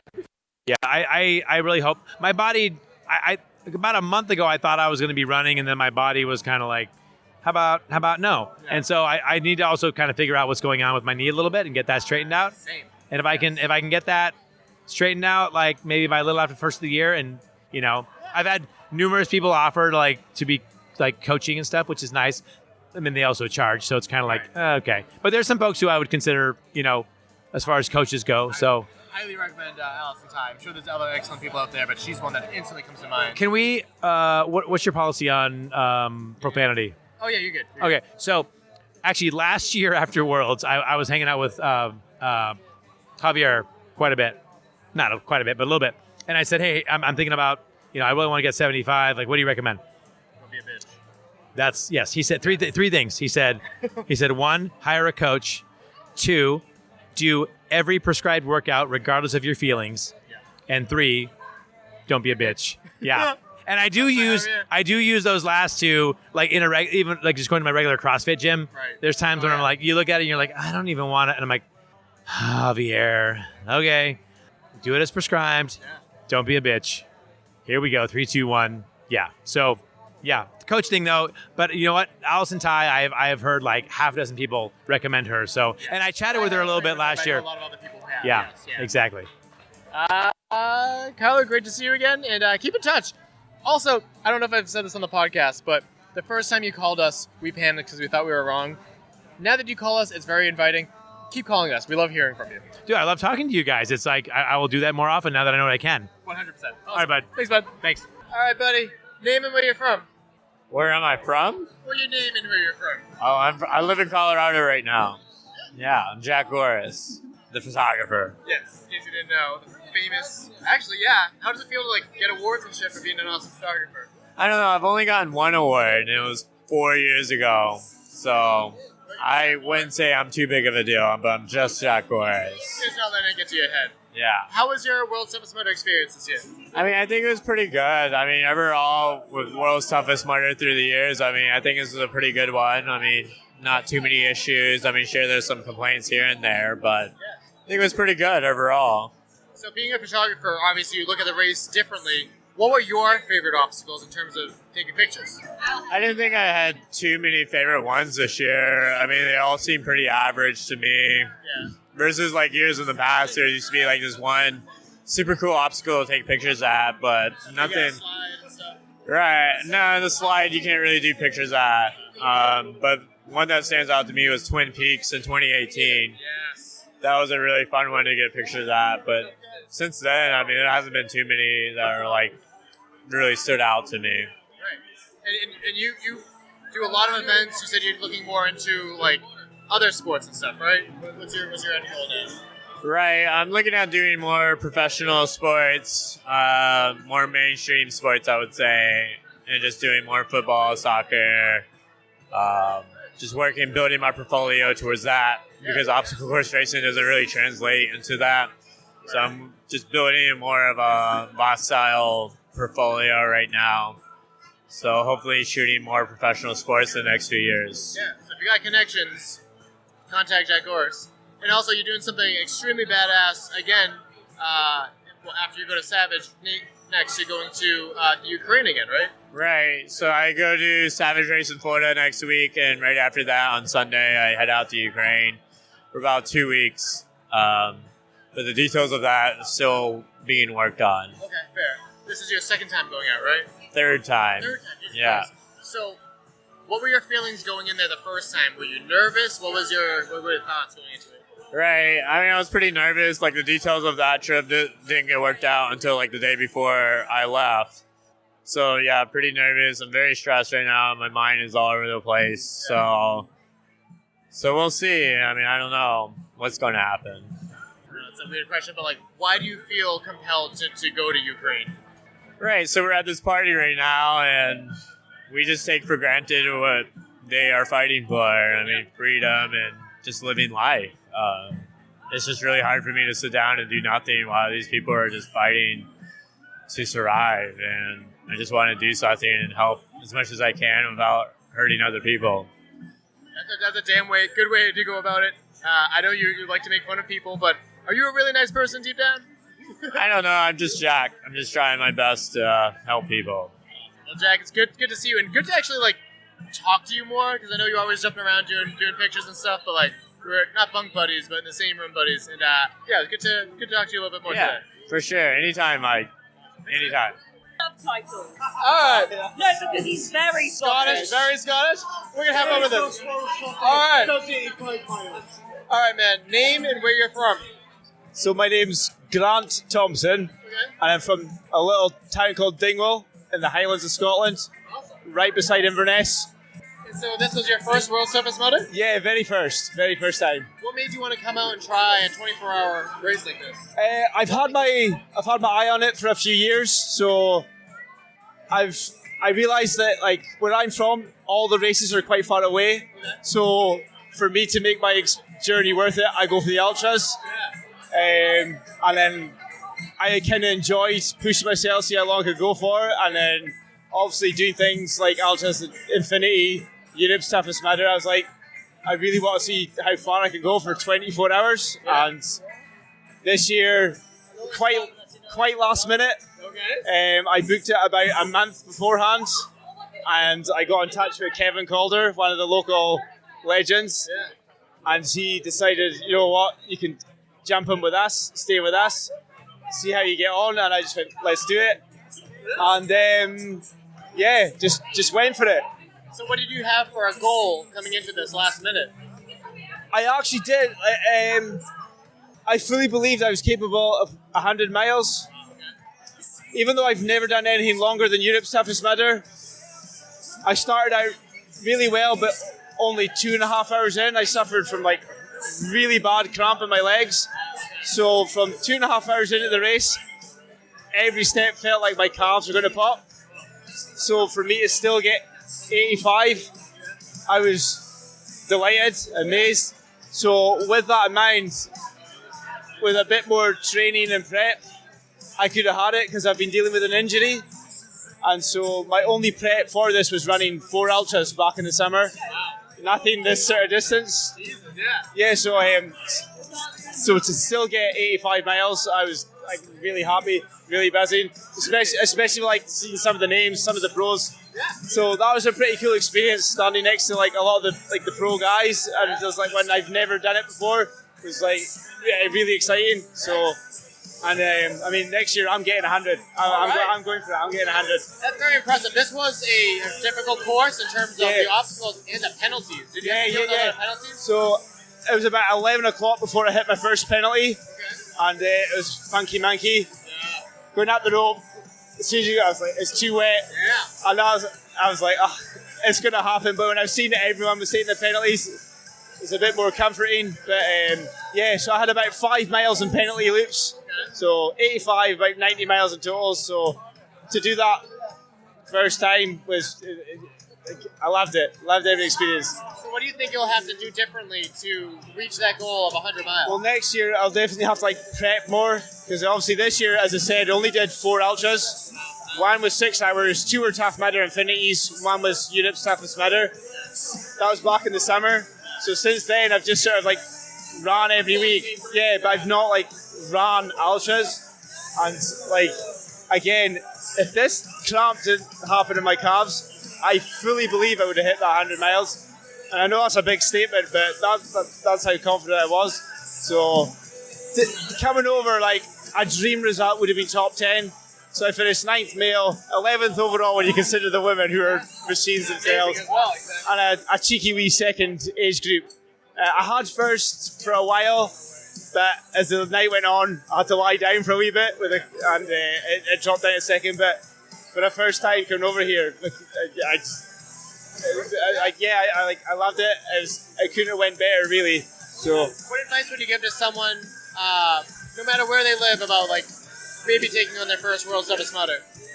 If you want to do it, go for it. If you're worried about doing it, get in touch with someone that maybe be from the same area as you, because they will invite you along.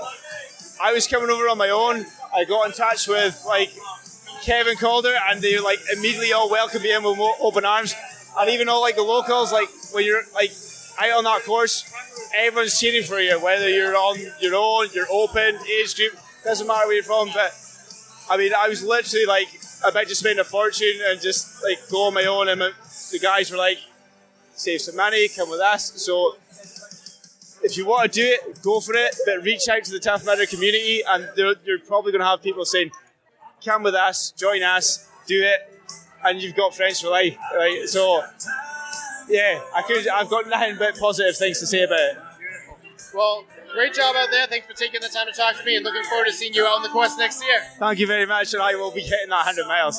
I got it. Right late in the night, said, read that sentence, and he went, just go. It's Scottish, yeah. I was like, mate, we're from Scotland. We're used to seeing that for a long time when we're younger parties. He's like, I got it. On you go. But no, I could understand you very clearly. What good? For Scotland. Because the OCR report guy, he's been the rapid for me. Yeah, I work for them too, yeah. And he was filming it. At one point I was like, he's probably can't understand what I'm saying, but he's talking to me a lot. And then at one point he was doing the operation, yeah. And the one time I kept getting shot, I was like, fuck off. He's something. He's like, how does that feel? I was like, it's a fair fucking jolt. I have no idea if they understand all that. Was it Carlo? Did he have hair? No, the sort of skin-headed guy. Ranny. He was Ranny. Jason. Yeah. He ran around so much. Yeah, he got 47 miles. When I spoke to him, he followed me. I was like, you must have run a fair bit. He said, he's like, I'm currently on 36 miles. And I was like, fair play. Animal. He's the reason why the stream happens. He's the brain behind it. I kind of liked it, because a lot of my friends back home, they literally sat and watched the 24-hour stream. And they were like, I didn't know this, but they were updating me with what was going on. They're like, you've just done this. I went to yesterday afternoon. I was like, they actually watched. And I was like, it's actually kind of cool experience to know they've done it. So yeah, loved it. I'm gonna keep floating around, but great to meet all you guys. There we go. Joshua Fiore from New Hampshire. And how did your event go? Man, it was going great until it wasn't. All right, so walk me through. Let's fast forward all the way to the last couple laps. What place were you in? What was going through your head? So I was in first place for most of the race, and then Austin caught up to me, so I was in second. Then Mike actually dropped. Actually, I was in third. Mike dropped out, and so I was in second place Felt great, actually. Still was running well, trying to catch up to Austin. And then I ended up falling on twinkle toes on the balance beam and just cracked my rib, most likely broke it. That's a nightmare of mine, falling off of that and hurt myself. Usually it's not my rib, usually it's other parts, but that would suck too. Yeah, it hurt. It hurt a lot, actually. I could, any of the crawls, like just trying to like breathe deep, it hurt a lot. But, you know, it was honestly around like 18. Wow, okay. So I still had about 4 laps left. Oh, no, I'm sorry, 16. No, I still had like 4 laps left. Right. And so when you were fighting for third place for your last lap, what was the situation with man. Joe? So I actually met Joe before. He's a great guy, and huge congrats to him, by the way.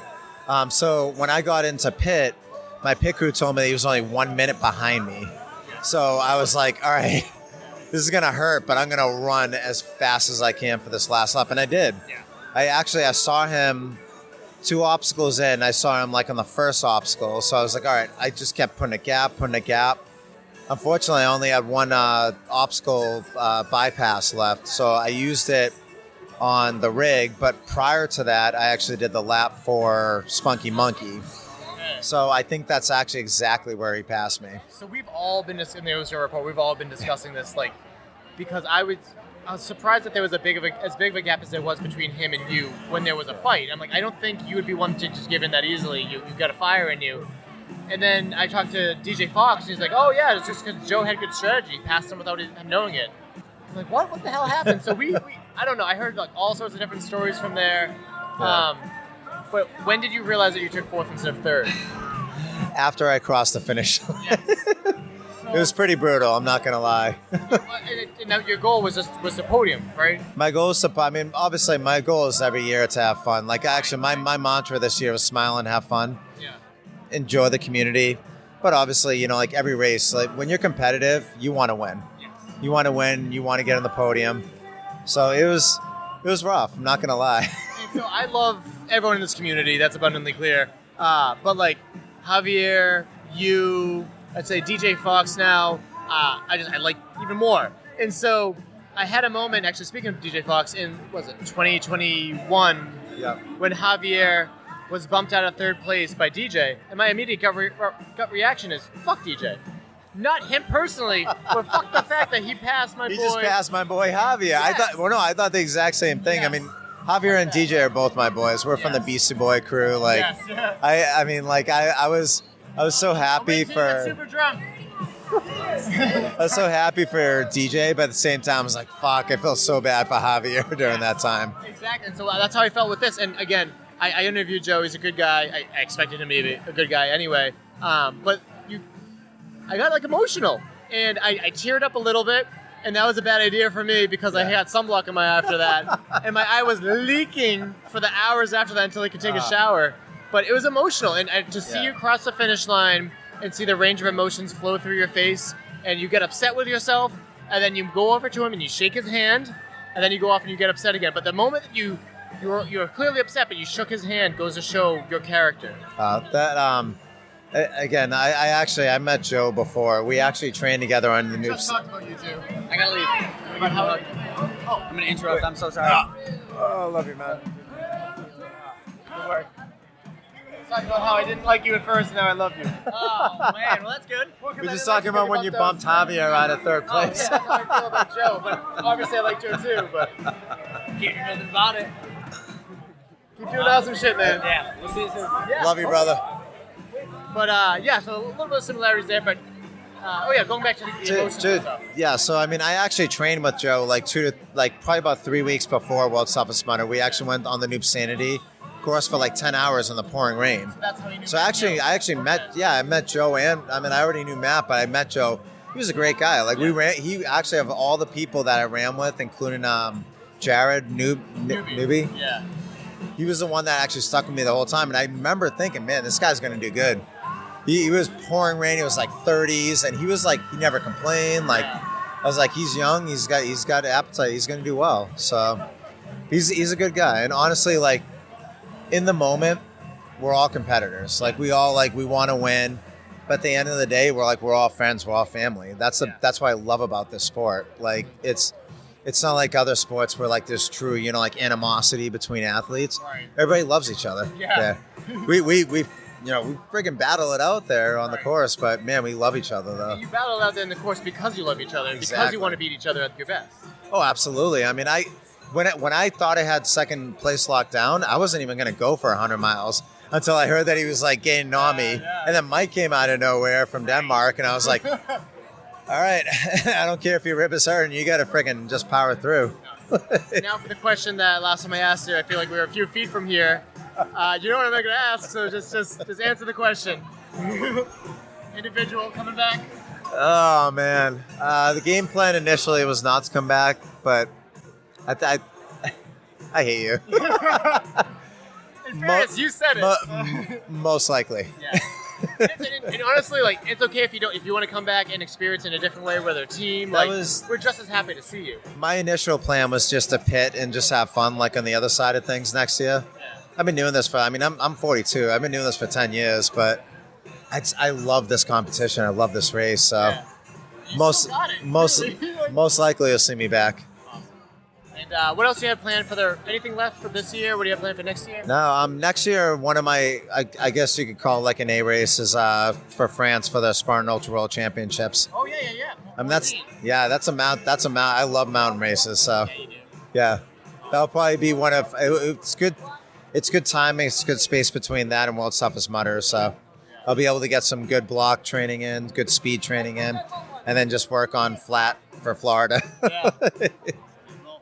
Great talking to you as always. Nice work out there, and as always, you continue to inspire the hell out of me. So. Thanks, man. I appreciate it. We take 2 shots of hot sauce. I really like. That sounds awful. Really like that you've really been doing that. I definitely don't want that. I'll do it. I'll do it. It's I amazing. We took this out. I gotta get a video of you doing it. All right. Which are there 2 flavors? What's the deal here? You do one of these. Okay. But I like that this didn't impact the race. That was I already understood. You need to. Okay. This isn't like the bomb or some shit, is it? Yeah, we had that when you were sick. Oh my god, that's not bad. Not only is These are the 200. These aren't that bad. what's this one called? Ghost. Oh shit, you're not fucking around. Alright. So both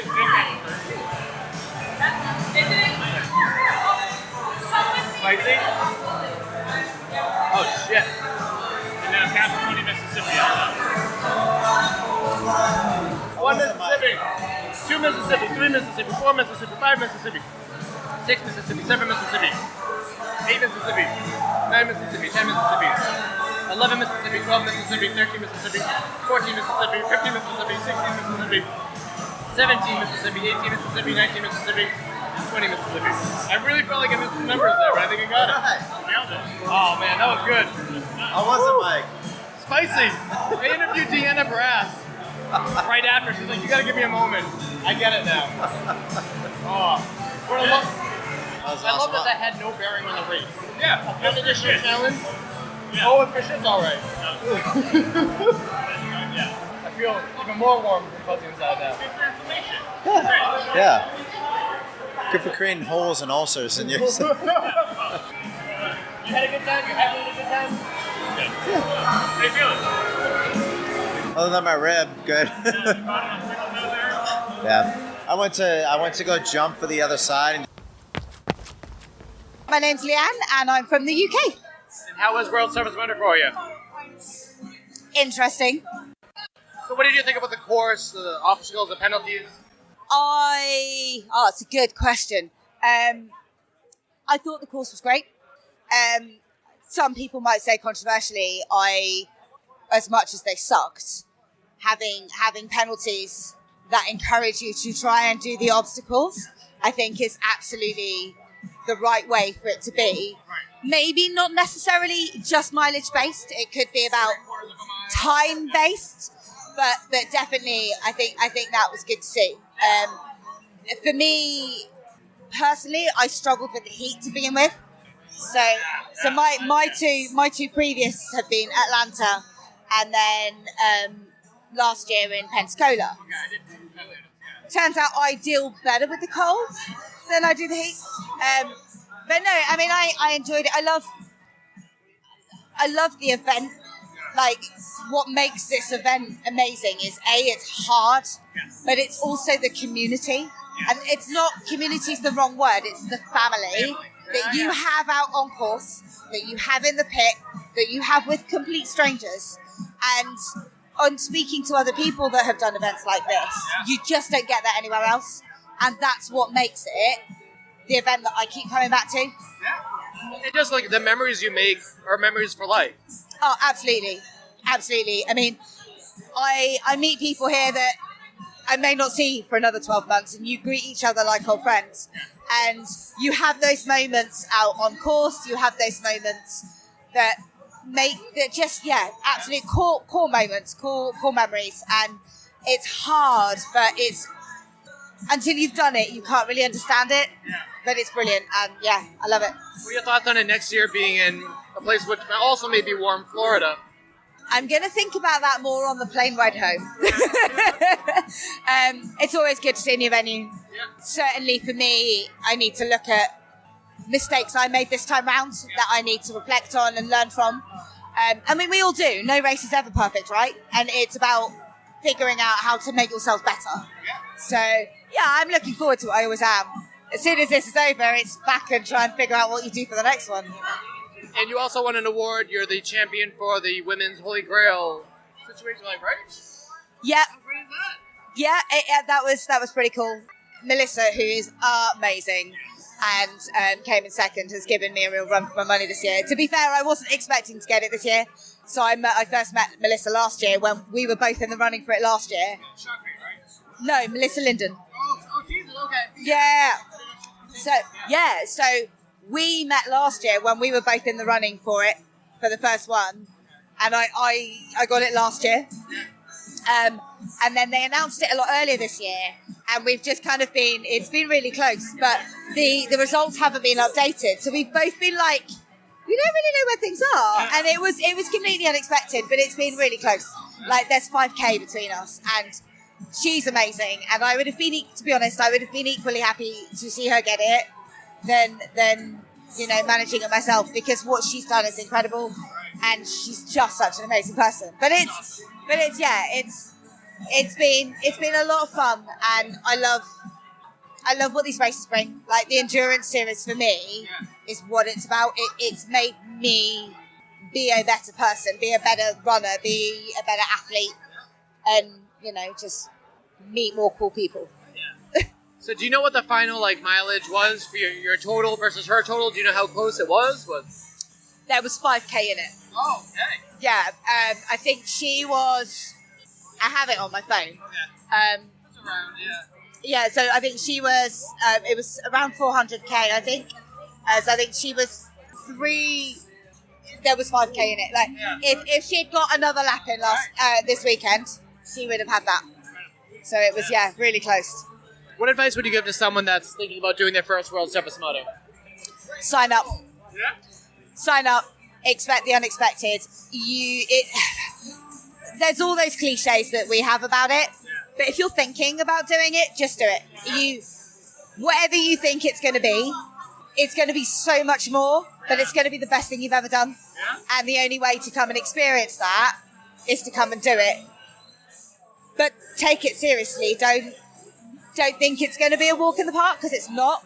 But if you have that right attitude, if you're ready to be uncomfortable, and it's going to suck at times, but you push through that suck and it's going to be so much better for it the other side. So just sign up, just do it. It is the best thing you will ever do. Congratulations on that amazing goal, and thanks for taking the time to talk to me. Thank you. I am Heather Bode, and I'm currently from Los Angeles. How are things going there? Not too bad. Yeah.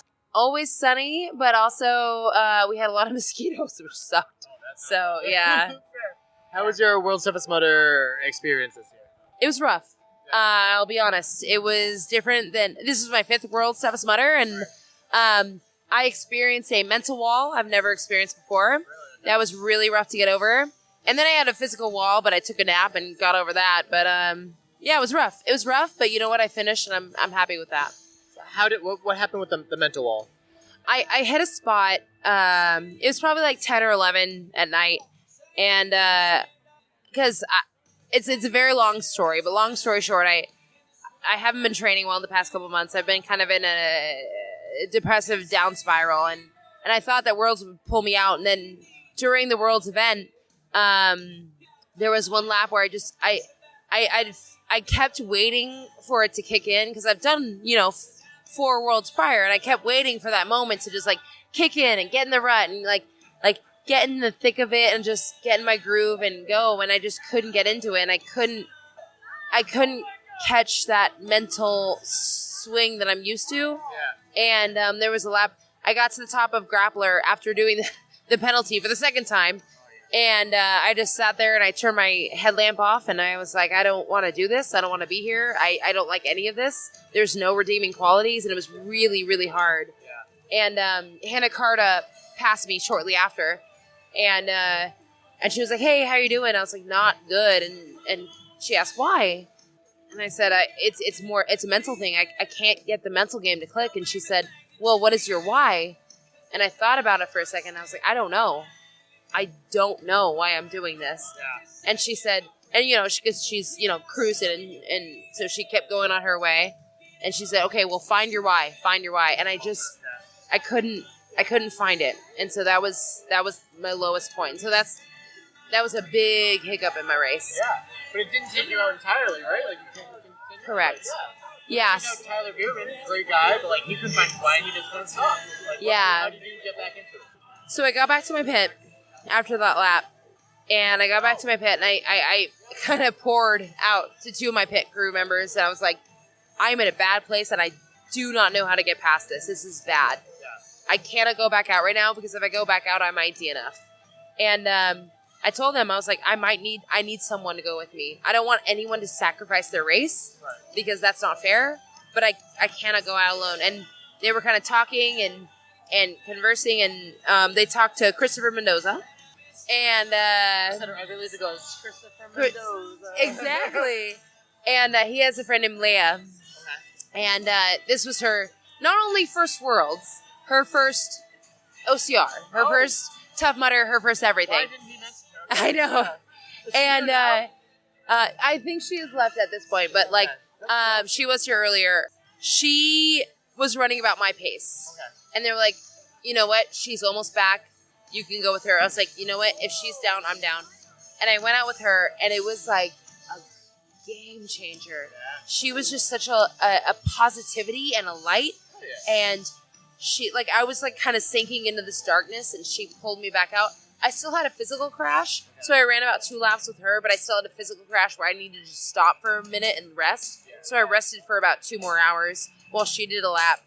But I got up and did another lap with her, and she really turned it around. Yeah. She pulled me back out of that, and I got through it. So that was huge. Yeah. So what did you end up getting for your final mileage? 50 miles. All that cruisy shit, and you still got a brown bib though. That's pretty great. That's pretty great. It's hard because it's a step down from last year. I did 75 miles, but for the unique challenge that I faced that I've never faced before, I'm proud that I actually finished. Yeah. So, yeah. It's not about year to year to year. I mean, I talked to someone and he this was his first time he missed 75 consecutively, but what's the overall trend? If you're trending upwards, even if you're trending downwards, are you having fun? Are you embraced by the community? Yeah. Focus on other things too. But keep that fire in you to come back and remember how to do better too. Right. Exactly. Exactly. It was really it was funny because Hannah was like, what's your why? And I was like, I don't know. And then I realized the rest of the lap, my main why was finish this lap so I can get in the pit. But my other was every time I interacted with somebody or helped somebody, that made me feel a little bit more alive. Okay. And so it was the people. It was the community. Yeah. So, yeah. Another thing to bring up, you lied to me a couple years ago. You're like, I'm thinking about bringing the podcast back. And I'm like, I can't wait for it. And I'm looking at the feed, days at a time, just sitting at my phone, scrolling, nothing. Yeah. No pressure. Do you think you'll ever get back to it, or? You know what? For a while, I was actually very near to calling it officially dead. But I've had a lot of, weirdly, within the past couple months, I've had a lot of signs and a lot of people directly telling me they miss my podcast and they miss having a female voice in the space. You need it. And so I am very strongly. I got to put some things together, but I want to bring it back. Yeah, I do. It would be great, definitely. I know that the more people talk about the sport and everything, the better. And I obviously, like, the first person I looked up to was Matthew Davis because he was that guy. Yeah. And then you were like the West Coast person. I'm like, I'm gonna be the fucking East Coast person. Yeah. And like, it was like a cool thing. And then we were both on the Deal Sarah report banner, and like now you're back in the group text because I know your Facebook got hacked and stuff. But like, it'd be great to have you back at whatever capacity. Yeah. Yeah, I very much. This weekend reminded me how much I miss it all, and I very much want to be back in it. So yeah. Take that shit, bottle it up. Yep. Because it only lasts for a little bit. You gotta remember that. And, Yeah, awesome. exactly. Good talking to you, and good job out there. Thank you so much. Thank you. Appreciate it. All right, man. Name and where you're from. Not you. I want to talk to someone who ran this race. Oh, okay. Trevor Cichosz, Woodland, Washington. And how did your race go this year? Pretty well. Yeah. So I know we talked about goals and stuff like that. Are you happy with how you did? Yeah.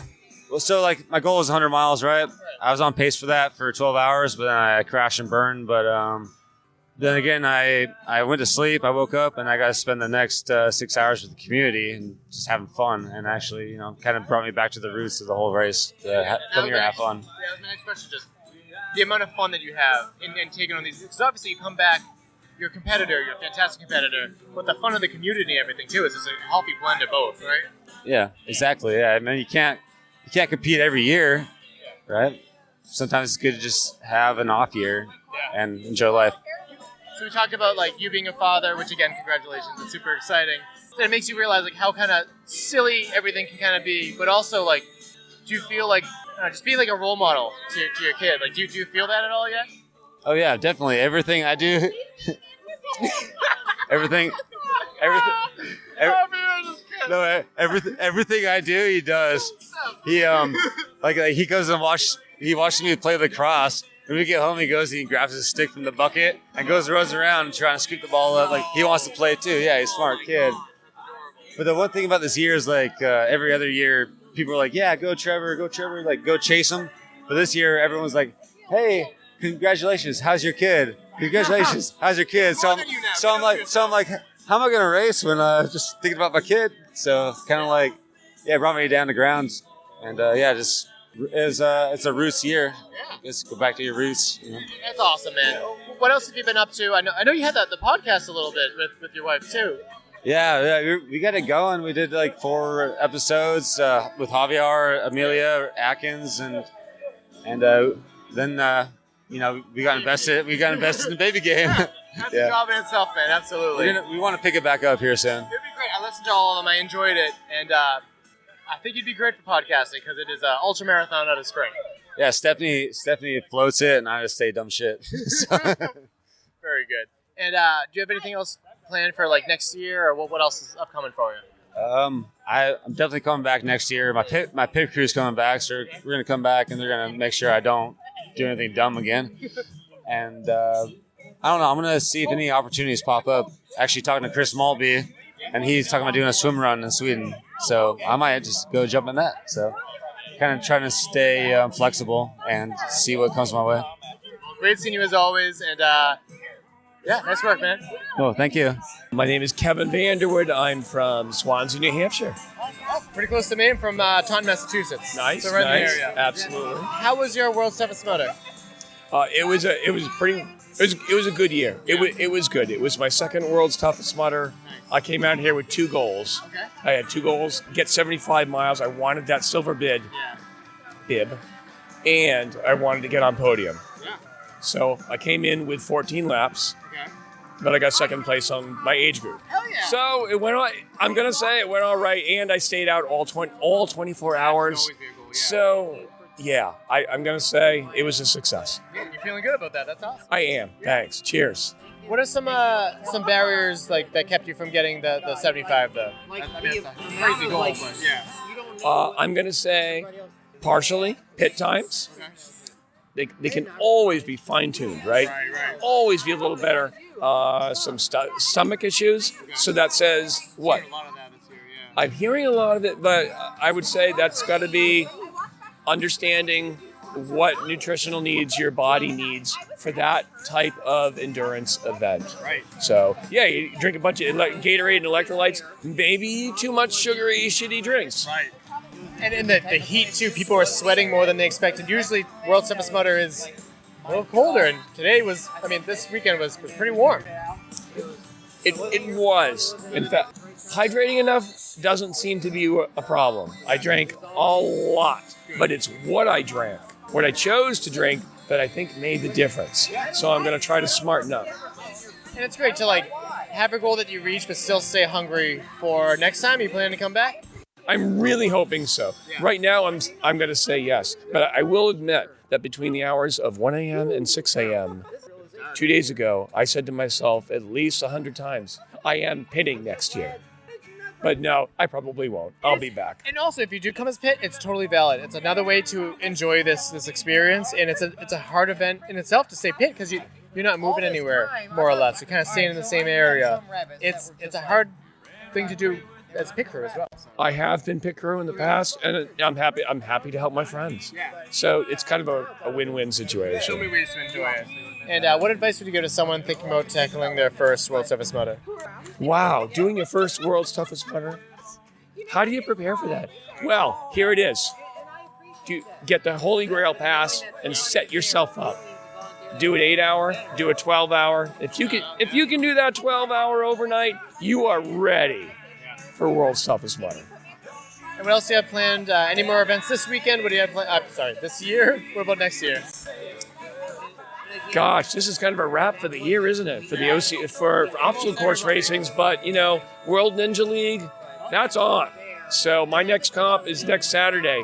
It may be unwise, maybe I won't be ready, but you accumulate points for every Ninja Warrior competition you do in this league for World Ninja League. So I may as well get it done because my competition, they're getting ahead of me. Yeah. That's pretty awesome. Speaking of ninjas, did you know that Jamie Ron, Captain NBC, was on the course? I just learned that. My wife posted me and said, dude, you beat Captain NBC. I'm like, what are you talking about? Oh. Yeah. So, okay.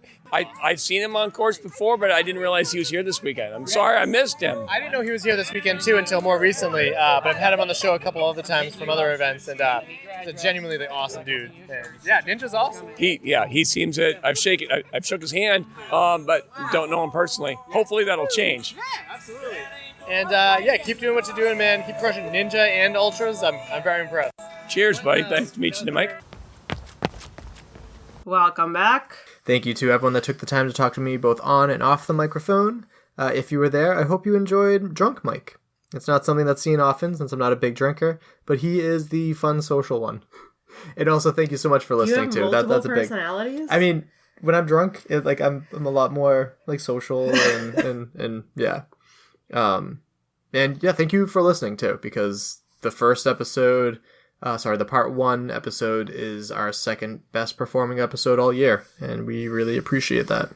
Anyway, for related episodes, there are quite a few. So we've had even more Tough Mudder episodes, but these are just the world's Toughest Mudder episodes. And again, I'll just read the numbers. So 45, 46, that was from the 2017 World's Toughest Mudder. 97, 98 was from 2018. 150, 151, 152 was from 2019. 201 was from 2020. 254, 256, 257 were from 2021. Sorry, there's a lot of numbers here. Episode 305, 307, 308 were from last year, 2022. And then 356, 358, and 359 were from this year. So please go back and check those out. They're good ones. Oh, also I wanted to recommend Obstacle Racing Media's episode with Cali Schweikhart, as well as OFX's episode. Dave did a great job with Austin Azar, who we were not able to get on for this one. Although we had an episode with him earlier this year. Subscribe and follow wherever you get your podcasts, and leave us a review. Yeah, that'd be nice. More than anything, if you could share the show with a friend. We had a lot of people listening to part 1. The downloads for part 2 are creeping up, which is nice to see as well. And so hopefully this one will do well too. And hopefully you guys stick around. It's not all World's Toughest Mudder all the time, but next year I'm definitely thinking about doing a 4-part series. Am I especially going to with get all my own episode? World's Toughest Mudder with first-timer Caitlin There'll be Ritter. plenty of you. And her puppy. There'll be plenty of you crying in part 2. You think I'm going to cry? Oh, absolutely. Hopefully tears of joy. Oh, okay. But they will definitely be crying. I cried. Okay? I'm not known as a crier, but I cried. Some would predict otherwise. Me? Yeah. You would think that I You would cried when we got engaged. You Oh cried my at World's God. Toughest Mudder. You cried at our wedding. name 2 other times. You cried when we watched Finding Dory. That's why I said 2 other times. And you also cried one time when we were laying in bed. Okay, mental health, that's a factor too. It's funny now because I'm doing better now. You can cut that out. That's I didn't mean to fine. call you That's fine. out. I said 2 more You times. asked for 2 more I did. times. Patreon, you can support us for as little as $2, as many as $10. We greatly appreciate the support there. Coming up next, I wanted to have a Trifecta Championships athlete on the show, but it's not going too well. So if I can't get that to work, then I'll release my interview with my friend who hiked the entire Appalachian Trail. That's slotted for the weekend after, but it might just be next weekend. So we'll see about that. Caitlin, do you have a quote or a joke? I've got both. My quote is, life is amazing, and then it's awful, and then it's amazing again. And in between the amazing and the awful, it's ordinary and mundane and routine. Breathe in the amazing, hold on through the awful, and relax and exhale during the ordinary. That's just living heartbreak, soul healing, amazing, awful, ordinary lives. And it is breathtakingly beautiful. Nice. And then I have my last Thanksgiving joke. Are you Okay, ready? I am. What do you call a turkey's evil twin? What? A gobblehanger. Ah, that's a good one. All right. Well, that just about wraps it up. My name is Michael Stefana. And my name's Caitlin Ritter. And we'll talk to you next week. Bye. Thank you for listening. If you've enjoyed this episode, please leave a review. Or reach out to us on social media at Obstacle Running Adventures. Don't forget to subscribe So you can stay up to date with our latest episodes. Please be sure to share our show with a friend so we can reach more ears and more effectively continue to shine a light on the people in our sport, as well as the events we are so passionate about.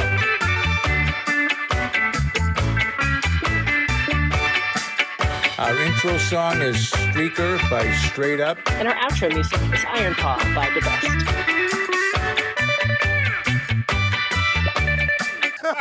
Before I get too drunk. I don't drink often, so. That's. So I don't know. What did he say? What was his response? He was like, "Oh," and then he's like, "Well, we sold out, so we're gonna sell it. You're gonna sell it multiple years, so yeah. So it's awesome." So. All right, man. Name and where you're from. Oh, thank you. I was asked so many times at the. No. Just it answers the question. She will be here next year. Aww. So, do you want to sit or anything, or? Whatever you want. Well, you're the one that ran the shit ton. I didn't. Maybe right. Okay. Is it too close? No, that's fine. I had to do interviews here at the community dinner too. Oh, perfect. Same Okay. place. And That's a cool sound system that I bought. yeah. Go talk to I normally wear a medium. This is large. Yeah. Or a hat. I'm more likely to wear a shirt than a hat. This is like my one hat that I really like. Talk to the adult over there and grab I a don't large. know who the adult My is. dad. Where is he? There. It's okay, don't worry. Name me where you're from. Shut up. I mean, Will did the same thing. I'm turning into Jack now. This is Jack's Will podcast. did the same thing, and I was like, rate this podcast 2 out of why 5 do we only have stars. one microphone, by the way? Can't Will buy you another one? No, I can't. I just have bad luck with like equipment issues, and this is easy to keep it. I will in the future. I have no idea what's coming. So Okay. Name and where you're from. Wait, are we recording right now? Yes, we are. Oh, what was the question? Fucked up already. Name and where you're from. I'm gonna say. Yeah, I've been cruising. I got 37 plus 1, so 38 interviews today. That's awesome. So I work hard, but I love this event. So yeah. Well, I already knew that. I just I might have to sit down for this. Yeah. Don't let her forget how amazing she is. Apologies, I'm dealing with the spicy shot I did with Kris. Absolutely fine. All right. I mean, this one, it's been a pleasure to have a second year race against her. Oh, she's great. It was real cool. So, name and where you're from. Were you rusty at this? It's been a while. I am. I will admit, I was interviewed earlier today, so Yeah, we're good. all right. Name and where you're from. I didn't mean to air your dirty laundry on the podcast, but you said name 2 more times. And can you think of any other time? I can't think of any other times. I think those are the only 5 I can think of. Do you remember that, though? Nah, I do. So it's not like I made up fake news.